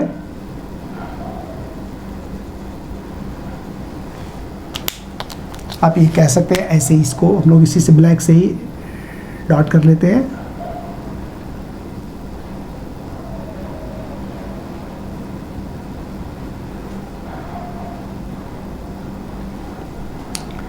ये है सियाचिन।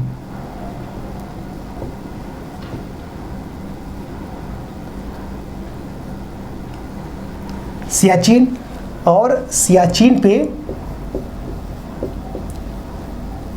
पे भारत ने एक सैन्य ऑपरेशन चलाया था, मेघदूत, 1984 में। और मेघदूत के द्वारा भारत ने सियाचिन के पूरे सियाचिन क्षेत्र पर अपना कब्जा कर लिया, सेना की तैनाती कर दी। पाकिस्तान ने कई बार प्रयास किया कि इस क्षेत्र को छुड़ा लिया जाए, लेकिन वो लोग छुड़ा नहीं पाए। तो इस तरह से देखिए, ये एलओसी हो गया और ये चीन का क्षेत्र है जिसे पाकिस्तान ने दिया। इसके बगल में सियाचिन का क्षेत्र है जिसे भारत ने 1984 में ऑपरेशन मेघदूत के द्वारा इस पर नियंत्रण स्थापित किया। और ये है LAC जो भारत और चीन के बीच में है। और जो रेड लाइन आप देख रहे हैं, ये रेड लाइन है, इसको कहा जाता है DSDBO रोड। इसको यहाँ समझना बहुत आवश्यक है। इसे कहा जाता है DSDBO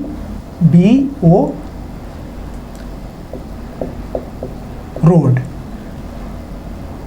ये है, रोड का पूरा नाम क्या है? डरबुक श्योक और दौलत बेग ओल्डी, दौलत बेग ओल्डी रोड। डरबुक श्योक दौलत बेग ओल्डी रोड। अब देखिए, जो दौलत बेग ओल्डी एक स्थान है, भारत का ये वो स्थान है जो सबसे उत्तरी भाग है। और यहाँ पे भारत की एक बहुत महत्वपूर्ण हवाई पट्टी है। तो इसको हम लोग मैप में देखते हैं। तो देखिए, ये आपका हो गया दौलत बेग ओल्डी, ये जगह का नाम है। तो इसको हम लोग नंबर डाल देते हैं, 1 नंबर। और 1 नंबर क्या हो गया? दौलत बेग ओल्डी।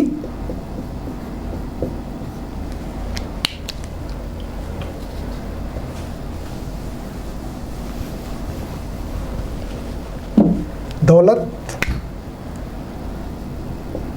बेग ओल्डी।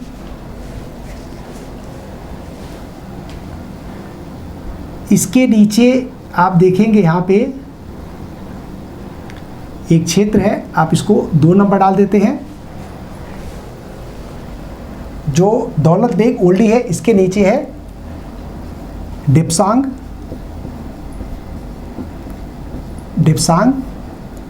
प्लेन। ठीक है, यहाँ पे तनाव की स्थिति है। तो तनाव की स्थिति कहाँ पे आ गई? यहाँ पे आ गई। इसके नीचे है यहाँ पे, ये 3 नंबर हम रखते हैं। इसे कहते हैं गलवान घाटी। अभी हम लोग समझेंगे गलवान घाटी में समस्या क्या थी। गलवान घाटी,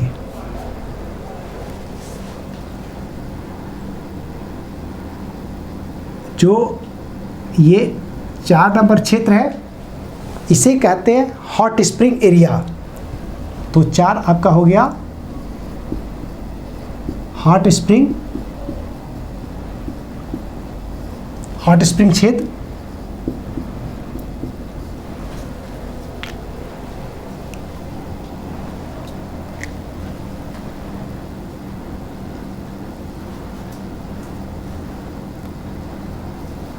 पाँच नंबर ये क्षेत्र हो गया, ये है गोगरा।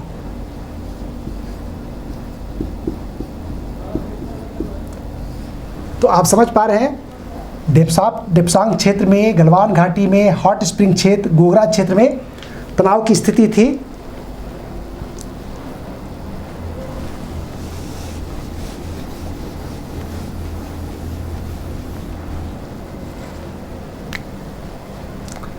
और ये एक क्षेत्र है,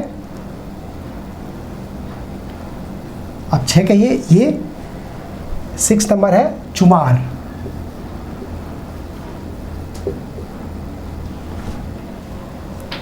और इसको आपको मालूम है, ये है पेंगोंग लेक,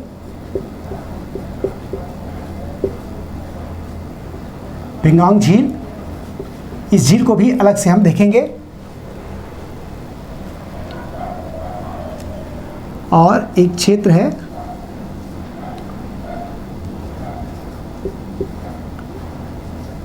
डेमचोक। तो जहाँ पे तनाव की स्थिति, बहुत तनाव की स्थिति, गलवान घाटी, हॉट स्प्रिंग, जो गोगरा क्षेत्र है, जो चुमार क्षेत्र है, ये पेंगोंग लेक जो क्षेत्र है, और डेमचौक, यहाँ पे इन सारे क्षेत्रों में, यहाँ से सारे क्षेत्रों में चाइना ने सेना के साथ अतिक्रमण किया। देखिए, थोड़ा सा आते हैं हम लोग दौलत अब इस रोड के बारे में। ये रोड किसको किसको मिलाता है? ये पॉइंट है लेह,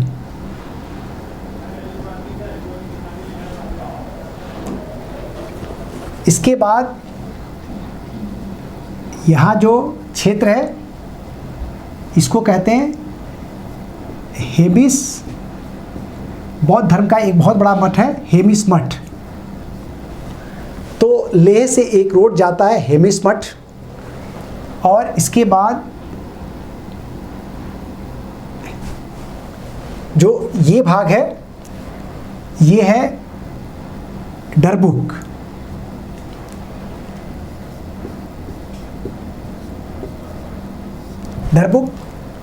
और यहाँ पे जो एक भाग है ये है श्योक।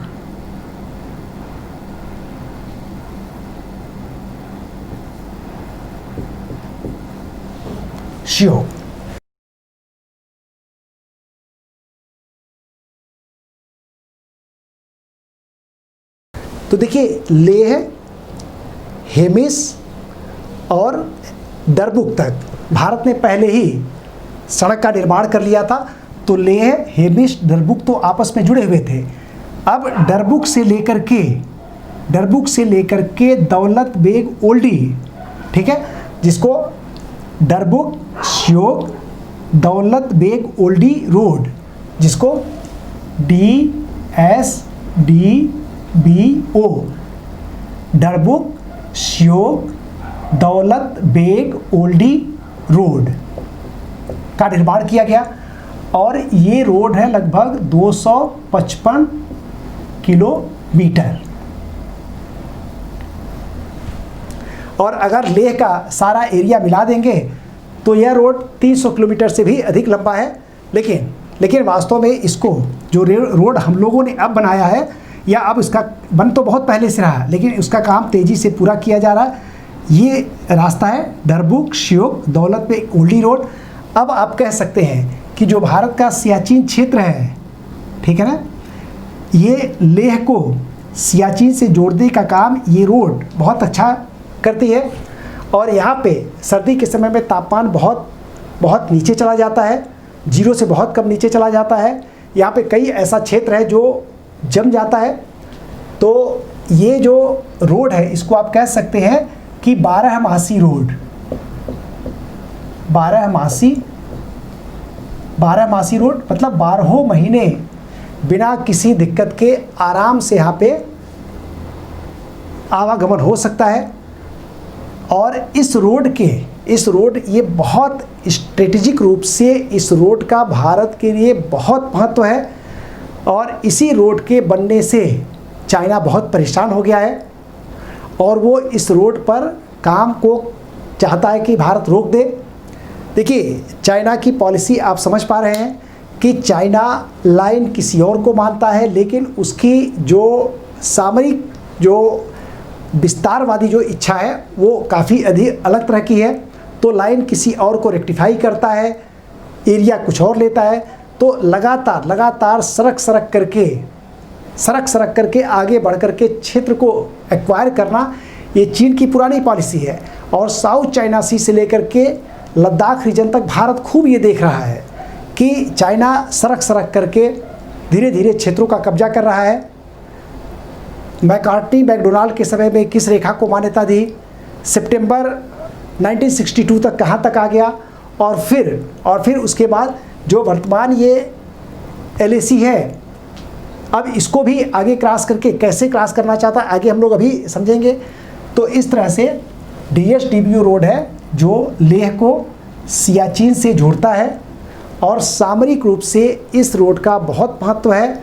अब चाइना की जो क्रीपिंग सरक करके क्षेत्र को एक्वायर करने की जो इच्छा है उस पर बड़ा लगाम लगा दिया इस दरबुक शियोक, दौलत बेग ओल्डी रोड ने। और अब चाइना इसीलिए बिल्कुल तिलमिला गया है कि अब देखिए कुल मिलाकर के, जैसे आपने देखा 1 नंबर हमारा है दौलत बेग ओल्डी जो स्थान है। ये दौलत बेग ओल्डी उत्तर में चाइना का क्षेत्र है और इधर एलएसी है। तो एलएसी और उत्तर में चीन सीमा से, मतलब एलएसी से और उत्तर में चीन सीमा से 8 से 9 किलोमीटर की दूरी पर अवस्थित है। यह भारत की सबसे उत्तरी हवाई पट्टी है। जब चीन ने इधर तमाम सारे क्षेत्र में बॉर्डर इंफ्रास्ट्रक्चर और सैन्य इंफ्रास्ट्रक्चर को मजबूत करने लगा, तो 2008 में भारत सरकार ने फिर इस दौलत बेग ओल्डी जो एयर स्ट्रिप था इस पर काम किया। इस पर जो हवाई जहाज़ उतरने लगे और भारत ने बड़े बड़े मालवाहक हवाई जहाज़ों को इस पर उतारा। देखा गया कि कैसे काम कर रही है और इसको, तो इन सारी भारत की सक्रिय गतिविधियों से चाइना बहुत परेशान हो गया है। और वर्तमान समय में जो सरकार, केंद्र सरकार है, इसने बॉर्डर इंफ्रास्ट्रक्चर पर बहुत सक्रिय रूप से कार्य करने का निश्चय किया और अरुणाचल प्रदेश से लेकर के लद्दाख क्षेत्र में बहुत तेज़ी से बॉर्डर इंफ्रास्ट्रक्चर को मजबूत किया जा रहा है। तो चाइना ने, तो आपको समझ में आ रहा है, 1 नंबर हो गया दौलत बेग ओल्डी जो स्थान है भारत का सबसे उत्तरी जो एयर स्ट्रिप है, जो सियाचिन के बिल्कुल पास में है। तो यहाँ से आराम से आप इस रोड के द्वारा सियाचिन तक पहुँच सकते हैं। और आप जानते हैं सियाचिन विश्व का सबसे ऊंचा हाईएस्ट बैटलफील्ड है। और भारत ने अब एक काम और शुरू कर दिया, सियाचिन को पर्यटकों के लिए खोल दिया। अब पर्यटक इन रोड का इस्तेमाल करते हुए आराम से सियाचिन तक जा सकते हैं। तो जैसे तो विदेशी आएंगे, भारत के पासपोर्ट पर इन तमाम क्षेत्रों में जाएंगे, तो भारत का इन तमाम क्षेत्रों पर जो दावा है, जो अपना क्षेत्र है, उन पर जो चाइना और पाकिस्तान नहीं मानते हैं, तो हमारा दावा धीरे धीरे क्या है, बहुत मजबूत हो जाएगा। और इस तरह से, इसलिए भारत सरकार ने यहाँ पे पर्यटन को खोल दिया। खूब पर्यटक जाते हैं सियाचिन की तरफ। जो लोग पर्वतारोही होते हैं या बर्फीले क्षेत्रों में जिन लोगों को टूरिज्म करना होता है, तो उनके लिए एकदम आइडियल है सियाचिन। तो दौलत बेग ओल्डी हो गया। 2 नंबर है डेप्सांग का मैदान। 3 नंबर है गलवान घाटी। अभी गलवान घाटी को हम अलग से समझेंगे। 4 नंबर हॉट स्प्रिंग हो गया। 5 नंबर घोघरा का क्षेत्र हो गया। 6 नंबर चुमार का हो गया। और ये जो एरिया है ये 7 डेमचोक है। तो डेमचोक पे, चुमार पे, घोघरा पे, हॉट स्प्रिंग, गलवान और कुछ हद तक डिप्सोंग में चीनी सेना ने घुसपैठ की। मतलब जो एलएसी है इसको पार करके भारतीय क्षेत्र में आए और काफ़ी तनाव की स्थिति आ गई। इन तमाम क्षेत्रों में आपको 2 चीज़ों का विशेष महत्व है। एक तो जो पेंगोंग झील क्षेत्र में जो चीन आगे बढ़ा, यहाँ पे क्या कठिनाई है, क्या है, जैसे आपने सुना होगा फिंगर एरिया या फिंगर पहाड़ियाँ। तो अभी हम समझते हैं फिंगर एरिया क्या है। और दूसरी चीज़ कि गलवान घाटी में क्या क्या स्थितियाँ हुई और गलवान घाटी का विशेष महत्व क्या है, इसके बारे में हम लोग थोड़ा सा चर्चा करते हैं। तो देखिए ये 3 नंबर क्या है, गलवान। अब आइए हम देखते हैं कि गलवान की स्थिति क्या है।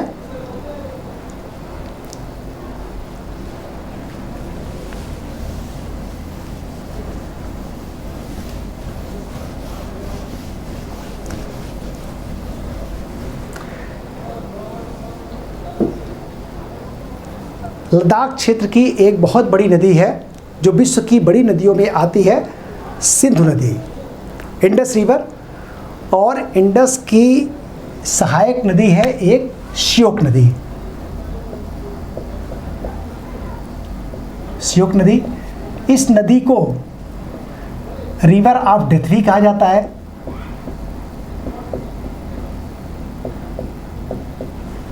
अभी मैं आपको समझाता हूँ रिवर ऑफ डेथ क्यों कहा जाता है। जो श्योक नदी है इसकी एक सहायक नदी है गलवान नदी।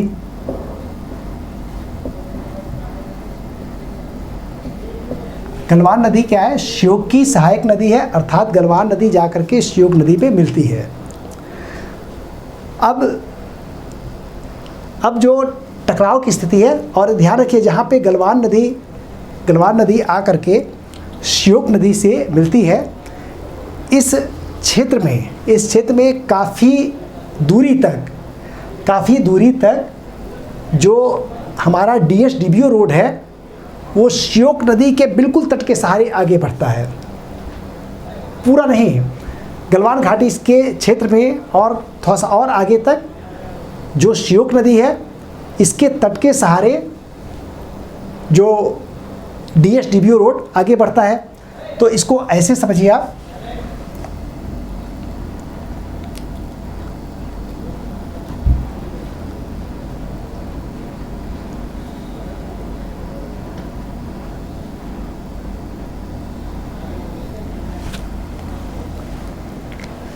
मान लीजिए कि ये हमारा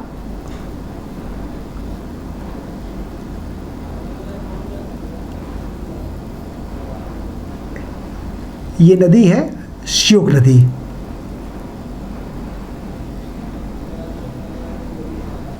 ये सारी बात हम लोग कहाँ पे कर रहे हैं? इस क्षेत्र की बात कर रहे हैं, इस क्षेत्र की बात कर रहे हैं। श्योक नदी है, और जैसा कि मैंने बताया कि जो हमारा DSDBO रोड है ये बिल्कुल इसी के पैरेलल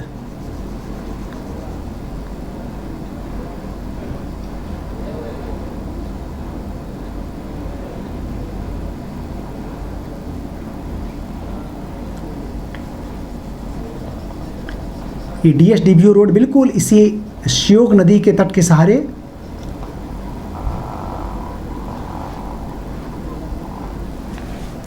आगे बढ़ता है। और यहाँ पे आप देखेंगे गलवान नदी है, ये है गलवान नदी। तो ये आपकी हो गई श्योक नदी,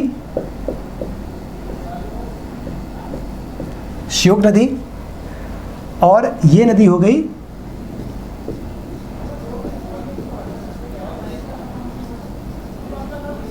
गलवान नदी।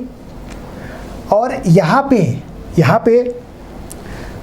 आप देखेंगे जो LAC है, LAC कैसे आता है?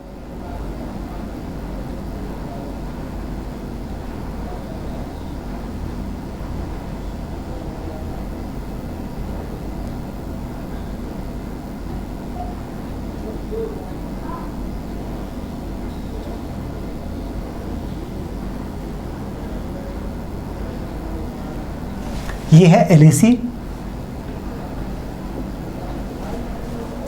Line of actual control. तो आपको समझ में आ रहा होगा, श्योक नदी है जो आकर के गलवान नदी है जो आकर के श्योक नदी से मिलती है, और ये है LAC।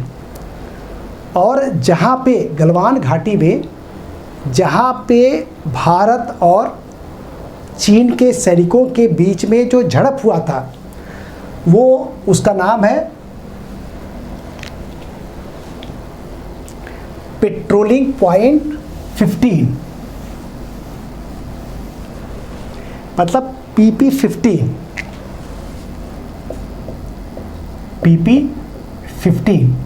यहाँ पे भारत और चीन के सैनिकों के बीच में झड़प हुई। और इस बात को ध्यान रखिएगा कि जो LAC है, ठीक है, इस LAC के इधर का भाग भारत का है और इधर का भाग चाइना का है। और भारत सालों से जो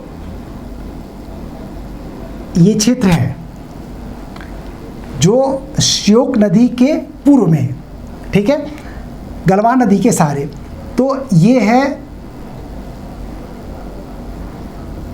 PP15, मतलब पेट्रोलिंग पॉइंट 15 ये क्षेत्र है।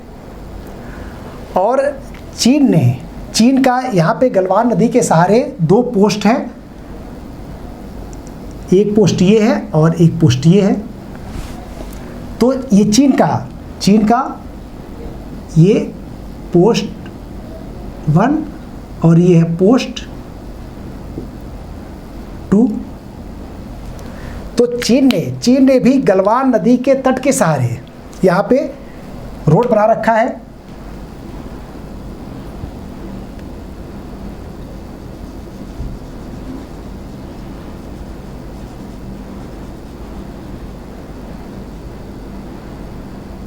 ये चीन का रोड है और चीन का एक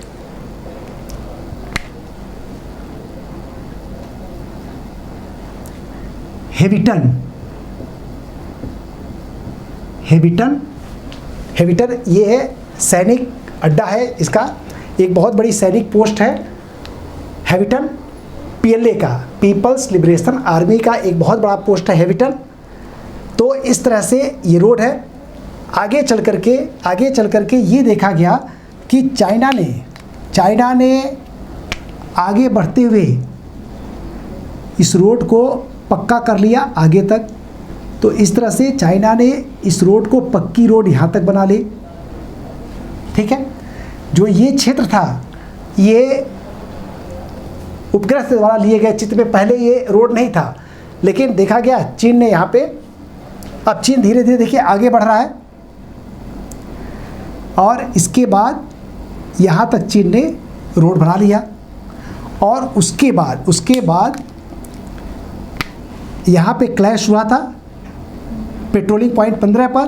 तो यहाँ तक का जो रास्ता था ये क्या है, कच्चा रास्ता है।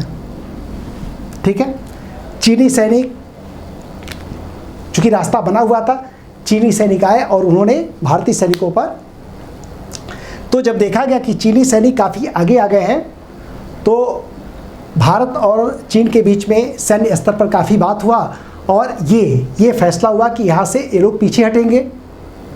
ये समझौता हो गया, एक दिन पहले समझौता हुआ और अगले दिन चीनी सैनिकों को पीछे हटना था। लेकिन जब भारत, आपको याद है कि ये जो रोड है यहाँ पे भारतीय सेना के 2 पोस्ट हैं। ठीक है, ये इंडियन पोस्ट है, भारतीय सेना के पोस्ट है। और भारतीय सेना क्या, ITBP, Indo Tibetan border police जो है उनका यहाँ पे कैंप है। तो जब भारतीय सैनिकों को पता चला कि चीनी सैनिकों ने भारतीय सेनाधिकारी के कर्नल के ऊपर उन्होंने हमला किया है, तो बिहार रेजिमेंट के जो तमाम जो सैनिक थे वो बिल्कुल बौखला गए। और फिर उसके बाद अगली बारी भारत की थी, तो भारत के सैनिक चीनी कैंप में घुस करके, जो खबरें आ रही हैं अंतिम रूप से, उसमें पता चला कि भारतीय सैनिक वहाँ पे जितने चाइनीज सैनिक थे वो भारतीय सैनिकों के मुकाबले लगभग 3 गुना अधिक थे। भारतीय सैनिक चीनी सैनिकों के कैंप पर धावा बोल दिया और बहुत गंभीर तरह से घायल किया। कहा जाता है कि 43 जो चीनी सैनिक मारे गए, रीढ़ की हड्डियाँ टूट गई, सर फट गए, गर्दन टूट गई और बहुत भयंकर प्रहार किया भारतीय सैनिकों ने। तो इस तरह से भारतीय सैनिकों ने बदला लिया और उसके बाद भारत और चीन के मध्य काफ़ी वार्ता हुई और यहाँ से चीनी सैनिक पीछे हटे। तो गलवान घाटी से चीनी सैनिक पीछे हटे। अब देखिए गलवान क्या है, गलवान एक नदी है, किसकी सहायक नदी है, श्योक की। और श्योक किसकी सहायक नदी है, इंडस रिवर की, सिंधु नदी की। और यहाँ पे लद्दाख क्षेत्र में एक और श्योक नदी की सहायक नदी है जिसे कहा जाता है नुब्रा। तो नुब्रा और श्योक घाटी, ये जो पूरा क्षेत्र है जहाँ पे गलवान घाटी भी है, यहाँ पे अभी हाल ही में पता चला है कि ये सारा क्षेत्र, यहाँ बहुत ज़्यादा यूरेनियम के डिपॉजिट यहाँ पे मौजूद है। तो नुब्रा श्योक घाटी जिसपे गलवान का भी हिस्सा है, ये बहुत रिच यूरेनियम क्षेत्र है और यहाँ इतना बड़ा यूरेनियम भंडार होने की संभावना है कि लंबे समय तक भारत की यूरेनियम की आवश्यकता की पूर्ति यहाँ से हो सकती है। तो जो गलवान क्षेत्र है, अब आप इस मैप से समझ रहे हैं ये एलएसी है। तो गलवान नदी का एक बड़ा हिस्सा, गलवान नदी का बड़ा हिस्सा किसके पास है, चाइना के पास है। और 10 से 15% गलवान नदी का हिस्सा किसके पास है, भारत के पास है।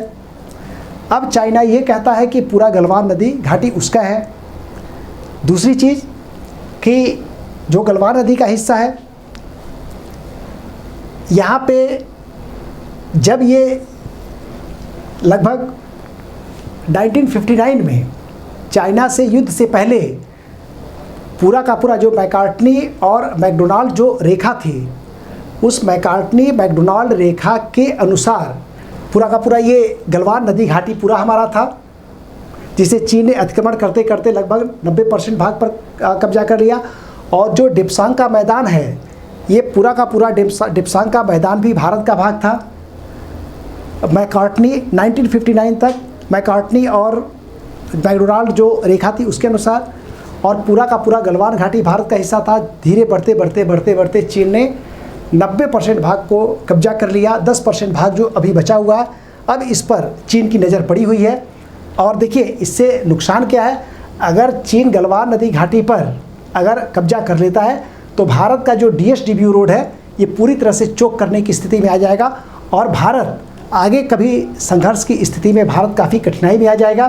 तो इसलिए DSW रोड की सुरक्षा के लिए इस गलवान घाटी का भारत के लिए होना बहुत आवश्यक है। और भारत ने अब इसमें जो ऑफ शूट रोड है कि मुख्य रोड से किनारे किनारे की तरफ रोड बनाया जाता है, तो भारत इस DSW रोड से गलवान घाटी की तरफ रोड बनाने का कार्य करा। लगभग 8 से 10 किलोमीटर का रोड होगा, ये अभी पूरी तरह से बन नहीं पाया है। चाइनीज़ सेना या चाइनीज़ सरकार ये पूरी तरह से करे कि इस रोड को रोका जाए। भारत ने स्पष्ट कर दिया है कि DSW रोड पर काम नहीं रोका जाएगा, और भारत अपने हिस्से के गलवान पर बिल्कुल रोड बनाएगा। तो कुल मिलाकर के सारा विवाद ये है, तो भारत के पक्ष को कुछ हद तक अब चीन स्वीकार करने लगा है, और यहाँ से गलवान से वो काफ़ी ज़्यादा उसकी सेना काफ़ी पीछे भी गई है। तो यहाँ पे तनाव की स्थिति इस तरह से कुछ टली। और सबसे बड़े तनाव की स्थिति कहाँ पे है, इस पेंगोंग झील के पास है, जो फिंगर एरिया है इसके पास का क्षेत्र है। तो एक बार समझते हैं कि जो यहाँ पे तनाव क्या है। तो आपने गलवान घाटी का आपने सारा कुछ समझ लिया होगा कि कहाँ पे क्या स्थिति है। अब हम समझते हैं पेंगोंग झील के आसपास क्या स्थिति है। तो पेंगोंग झील के बारे में इसका भी एक हम लोग बनाएंगे, इसका एक मैप। इसको पूरा कहा जाता पेंगोंग त्सो या पेंगोंग त्सो झील।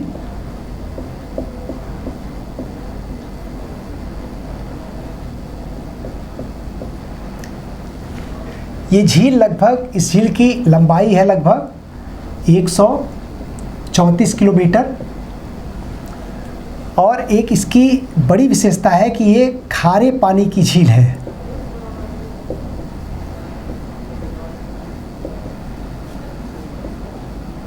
खारे पानी की झील है, बड़ा खूबसूरत झील है। आपको याद होगा कि एक फिल्म, भारत की बड़ी चर्चित फिल्म है 3 इडियट। 3 इडियट्स में जो इसका क्लाइमेक्स है, ये इसका क्लाइमेक्स इसी लद्दाख में पेंगोंग त्सो झील के किनारे इसको फिल्माया गया था। और एक मणिरत्नम की फिल्म है दिल से, और उसमें आपने एक बड़ा चर्चित गाना है सतरंगी रे, उस गाने में भी जो पिक्चराइजेशन है वो पेंगोंग झील के पास है। तो कभी आप अगर इस फिल्म को देखें, तो इस झील को देखें तो आपको बड़ा खूबसूरत सा झील दिखेगा। कभी इसका पानी ब्लूइश सा दिखता है, रेडिश सा दिखता है प्रकाश के इफेक्ट के कारण। तो ये एक खारे पानी की झील है। और ध्यान रखिएगा, यहाँ पे जो जल की प्राप्ति होती है झील को, आसपास के जो ग्लेशियर हैं उनके पिघलने से जल प्राप्त होता है। तो देखिए, खारे पानी का अर्थ ये नहीं है कि ये झील उतनी खारी है जितना समुद्र का पानी खारा है, क्योंकि हिम के पिघलने से लगातार फ्रेश वाटर क्या है इस झील पे आता रहता है। तो ये झील उतनी खारी नहीं है जितना समुद्र का जल खारा है, ठीक है, लेकिन ये उतना मीठे पानी की भी झील नहीं है जितना कि नदियों का पानी होता है। तो मोटे तौर पर ये हो गई खारे पानी की झील। दूसरी चीज़, इसमें मछली और अन्य जो जली जीव हैं, मछली और जली जीव इस झील पे नहीं पाए जाते हैं। सर्दियों के समय ये झील पूरी तरह से जम जाती है, फ्रीज हो जाती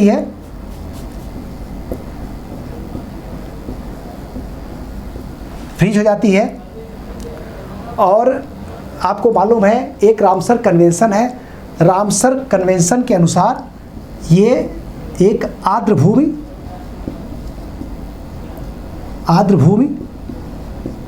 वेटलैंड,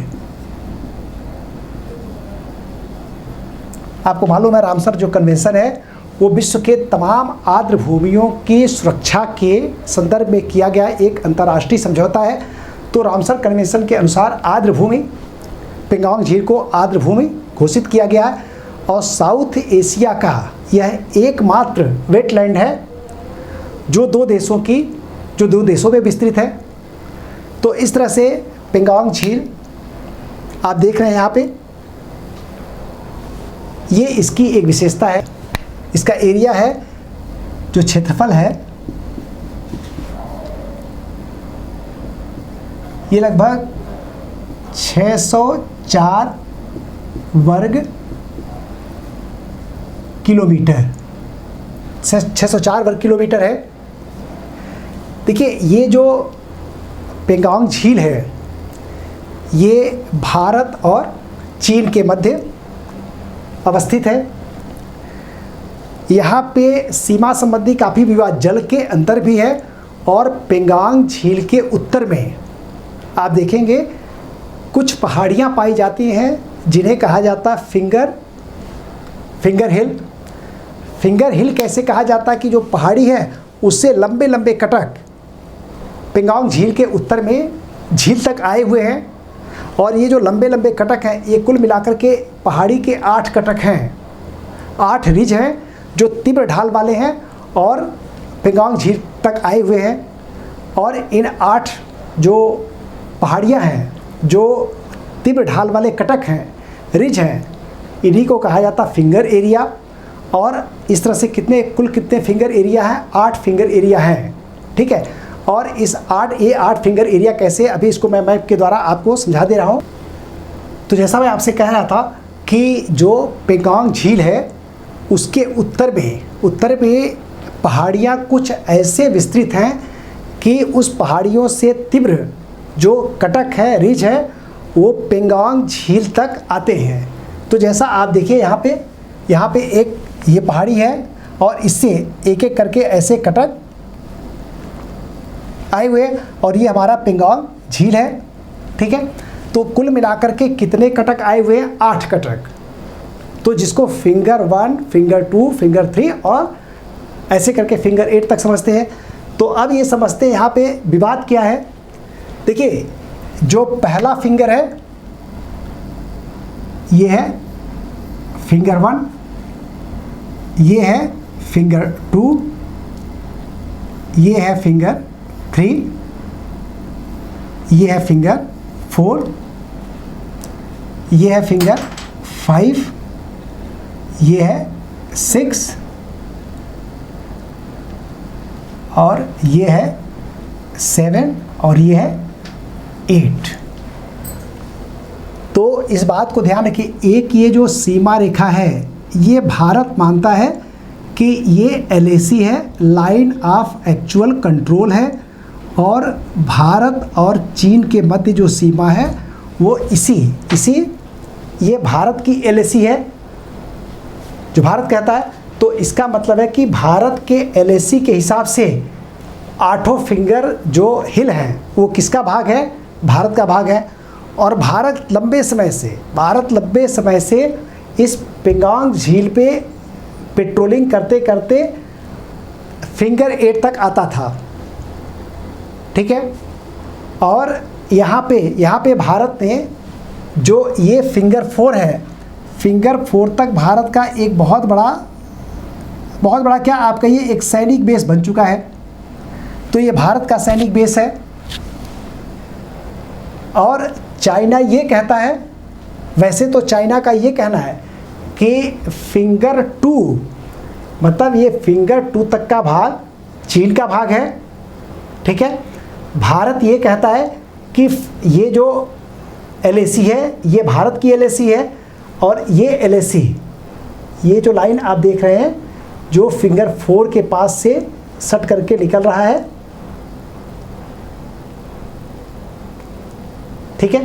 तो चाइना का ये कहना है कि कि फिंगर 2 तक का एरिया हमारा है और भारत का ये कहना है फिंगर 8 तक का एरिया हमारा है, लेकिन चूंकि फिंगर 4 तक भारत सेना की चौकी बन गई है, तो इसलिए अब सारा जो विवाद है, तो चीन ने आगे बढ़ करके फिंगर 5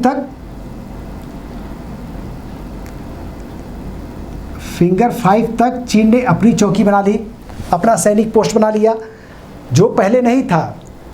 और इसके बाद जो असली टकराव शुरू हुआ है, तो और दूसरी चीज़ यहाँ पे जो पेंगोंग झील है, इसके उत्तर में यहाँ पे चीन ने इसके सहारे तट के सहारे सड़क का निर्माण कर लिया है।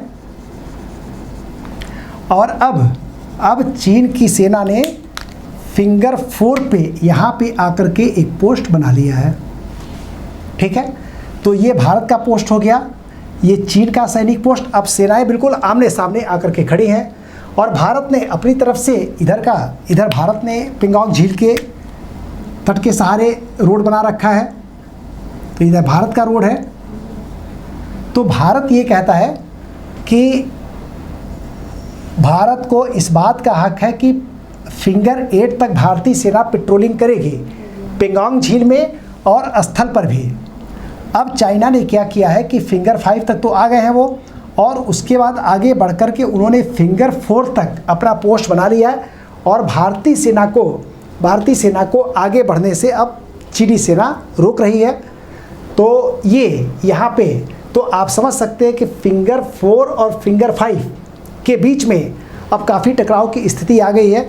तो भारत का ये कहना है कि चीनी सेना को अपना सारा ये पोस्ट हटा करके फिंगर 8 से हट जाना चाहिए, जिससे कि भारत लंबे समय से परंपरागत तरीके से लंबे समय तक भारत फिंगर 8 तक पेट्रोलिंग करता रहा है। तो इस तरह से आपने देखा कि पेंगोंग झील में और स्थल भाग पर जो फिंगर एरिया है, पर्वत एरिया है जो पेंगोंग झील के उत्तर में है, यहाँ पे किस तरह के टकराव की स्थिति है। तो कुल मिलाकर के अब देखिए, जो टकराव की स्थिति थी डेप्सांग मैदान में थी, यहाँ पे चीनी सेना पीछे हटी, गलवान घाटी से चीनी सेना के पीछे हटने के साक्ष्य मिले हैं। जो हॉट स्प्रिंग है यहाँ से भी हटी है, जो गोगरा क्षेत्र है यहाँ से भी हटी है, चुमार जो क्षेत्र है यहाँ से भी अतिक्रमण हटा है, जो डेमचोक क्षेत्र है यहाँ से भी। लेकिन चीनी सेना यहाँ पे अड़ी हुई है कि फिंगर 4, तो अब एक तरह से जो फिंगर 4 है वर्तमान समय में भारत और चीन के बीच में LAC बना हुआ है, लाइन ऑफ एक्चुअल कंट्रोल बना हुआ है। भारत का दावा 8 तक है और चाइना, चूँकि फिंगर 4 तक भारतीय सेना का पोस्ट बन गया है, तो चाइना कम से कम ये चाहता है कि फिंगर 4 को ही भारत और चीन के बीच में LAC मान लिया जाए।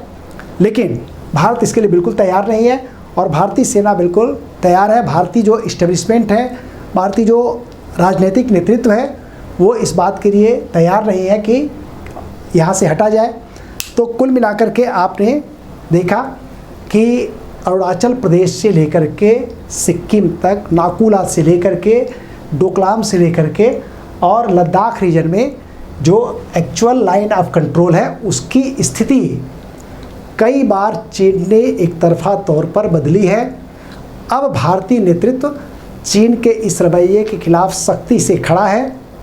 ठीक है, तो इस बात को भी ध्यान रखिएगा कि जैसे ये सामान्य तौर पर राजनीतिक दल या फिर समाचार पत्रों में या फिर न्यूज़ चैनल पे जो ये बात कहा जाता है कि चीन ने हमारे क्षेत्र को हथिया लिया, इस तरह की बात नहीं है। कैसे नहीं है? क्योंकि दोनों सेनाओं के बीच में बहुत सारा खाली स्थान, नो मैंस लैंड पड़ा हुआ है और उस नो मैंस लैंड में दोनों सेनाएं अपने अपने LAC को इंगित करती हैं और पेट्रोलिंग के द्वारा और तमाम ऐसे कार्यों के द्वारा चौकी बना करके, टेंट लगा करके इन तमाम क्षेत्रों पर अपना अधिकार करने का प्रयास करती है, जिससे सेनाओं में टकराव की स्थिति आती है। और इसी तरह के एक टकराव गलवान घाटी में हुआ, नाकुला के पास हुआ और इस तरह के अन्य क्षेत्रों में टकराव की स्थिति बनी हुई है, कई स्थानों पर तो टकराव काफ़ी कम हो गया है और भारत और चीन सैद्धांतिक तौर पर एक समझौते के नज़दीक पहुंच रहे हैं कि इस क्षेत्र में व्यापक रूप से टकराव को रोकने के लिए कुछ व्यवस्था किया जाए। ठीक है, तो कुछ क्षेत्रों को पहचान कर ली जाएगी जहाँ पे अगर सेनाएं पहुँच गई तो वहाँ पे टकराव को टालने के लिए, गलवान घाटी जैसे टकराव को टालने के लिए क्या क्या इंतजाम किए जाएँ, क्या क्या रास्ता अपनाया जाए, इसके बारे में भारत भी सतर्क है, चीन का इस्टेब्लिशमेंट भी सतर्क है। तो आगे हम देखते हैं कि क्या क्या सिचुएशन बदलती है। लेकिन इस बात को ध्यान रखिएगा कि ऐसा लगता है, व्यक्तिगत रूप से मैं जो समझ पा रहा हूँ कि भारत की अब सामरिक महत्वाकांक्षाएँ गिलगिट बाल्टिस्तान की तरफ पहुँच रही हैं और गिलगिट बाल्टिस्तान से चाइना पाकिस्तान इकोनॉमिक कॉरिडोर है जो अरब सागर तक जाता है, वो वहाँ से होकर के गुजरता है। और जैसे ही भारत ने गिलगिट बाल्टिस्तान के क्षेत्र के मौसम संबंधी जानकारी को देना शुरू कर दिया तो पाकिस्तानी इस्टेब्लिशमेंट और चीनी इस्टेब्लिशमेंट राजनीतिक नेतृत्व को ये लगने लगा कि लग रहा भारत की महत्वाकांक्षाएँ गिलगिट बाल्टिस्तान को लेकर के अब बढ़ गई हैं। तो हो सकता है कि भारत आगे बढ़ कर के गिलगिट बाल्टिस्तान तक कुछ सैन्य कार्रवाई करे या कुछ इस तरह का कार्य करे जिससे कि इसके कुछ भाग पर या अधिकांश भाग पर नियंत्रण स्थापित किया जा सके। तो संभवतः उन सारे कारणों से या अन्य भी कई कारण हैं।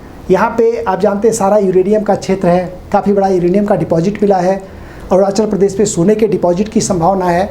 तो इन सारे तमाम घटनाओं ने और जो चीन की जो आर्थिक यहाँ पे पॉलिसी है, जो तमाम बेल्ट एंड रोड जो इनिशिएटिव है उनके कारण ये सारा क्षेत्र बहुत महत्वपूर्ण हो गया है और चीन लद्दाख के अधिकांश भाग को लेने का प्रयास कर रहा है।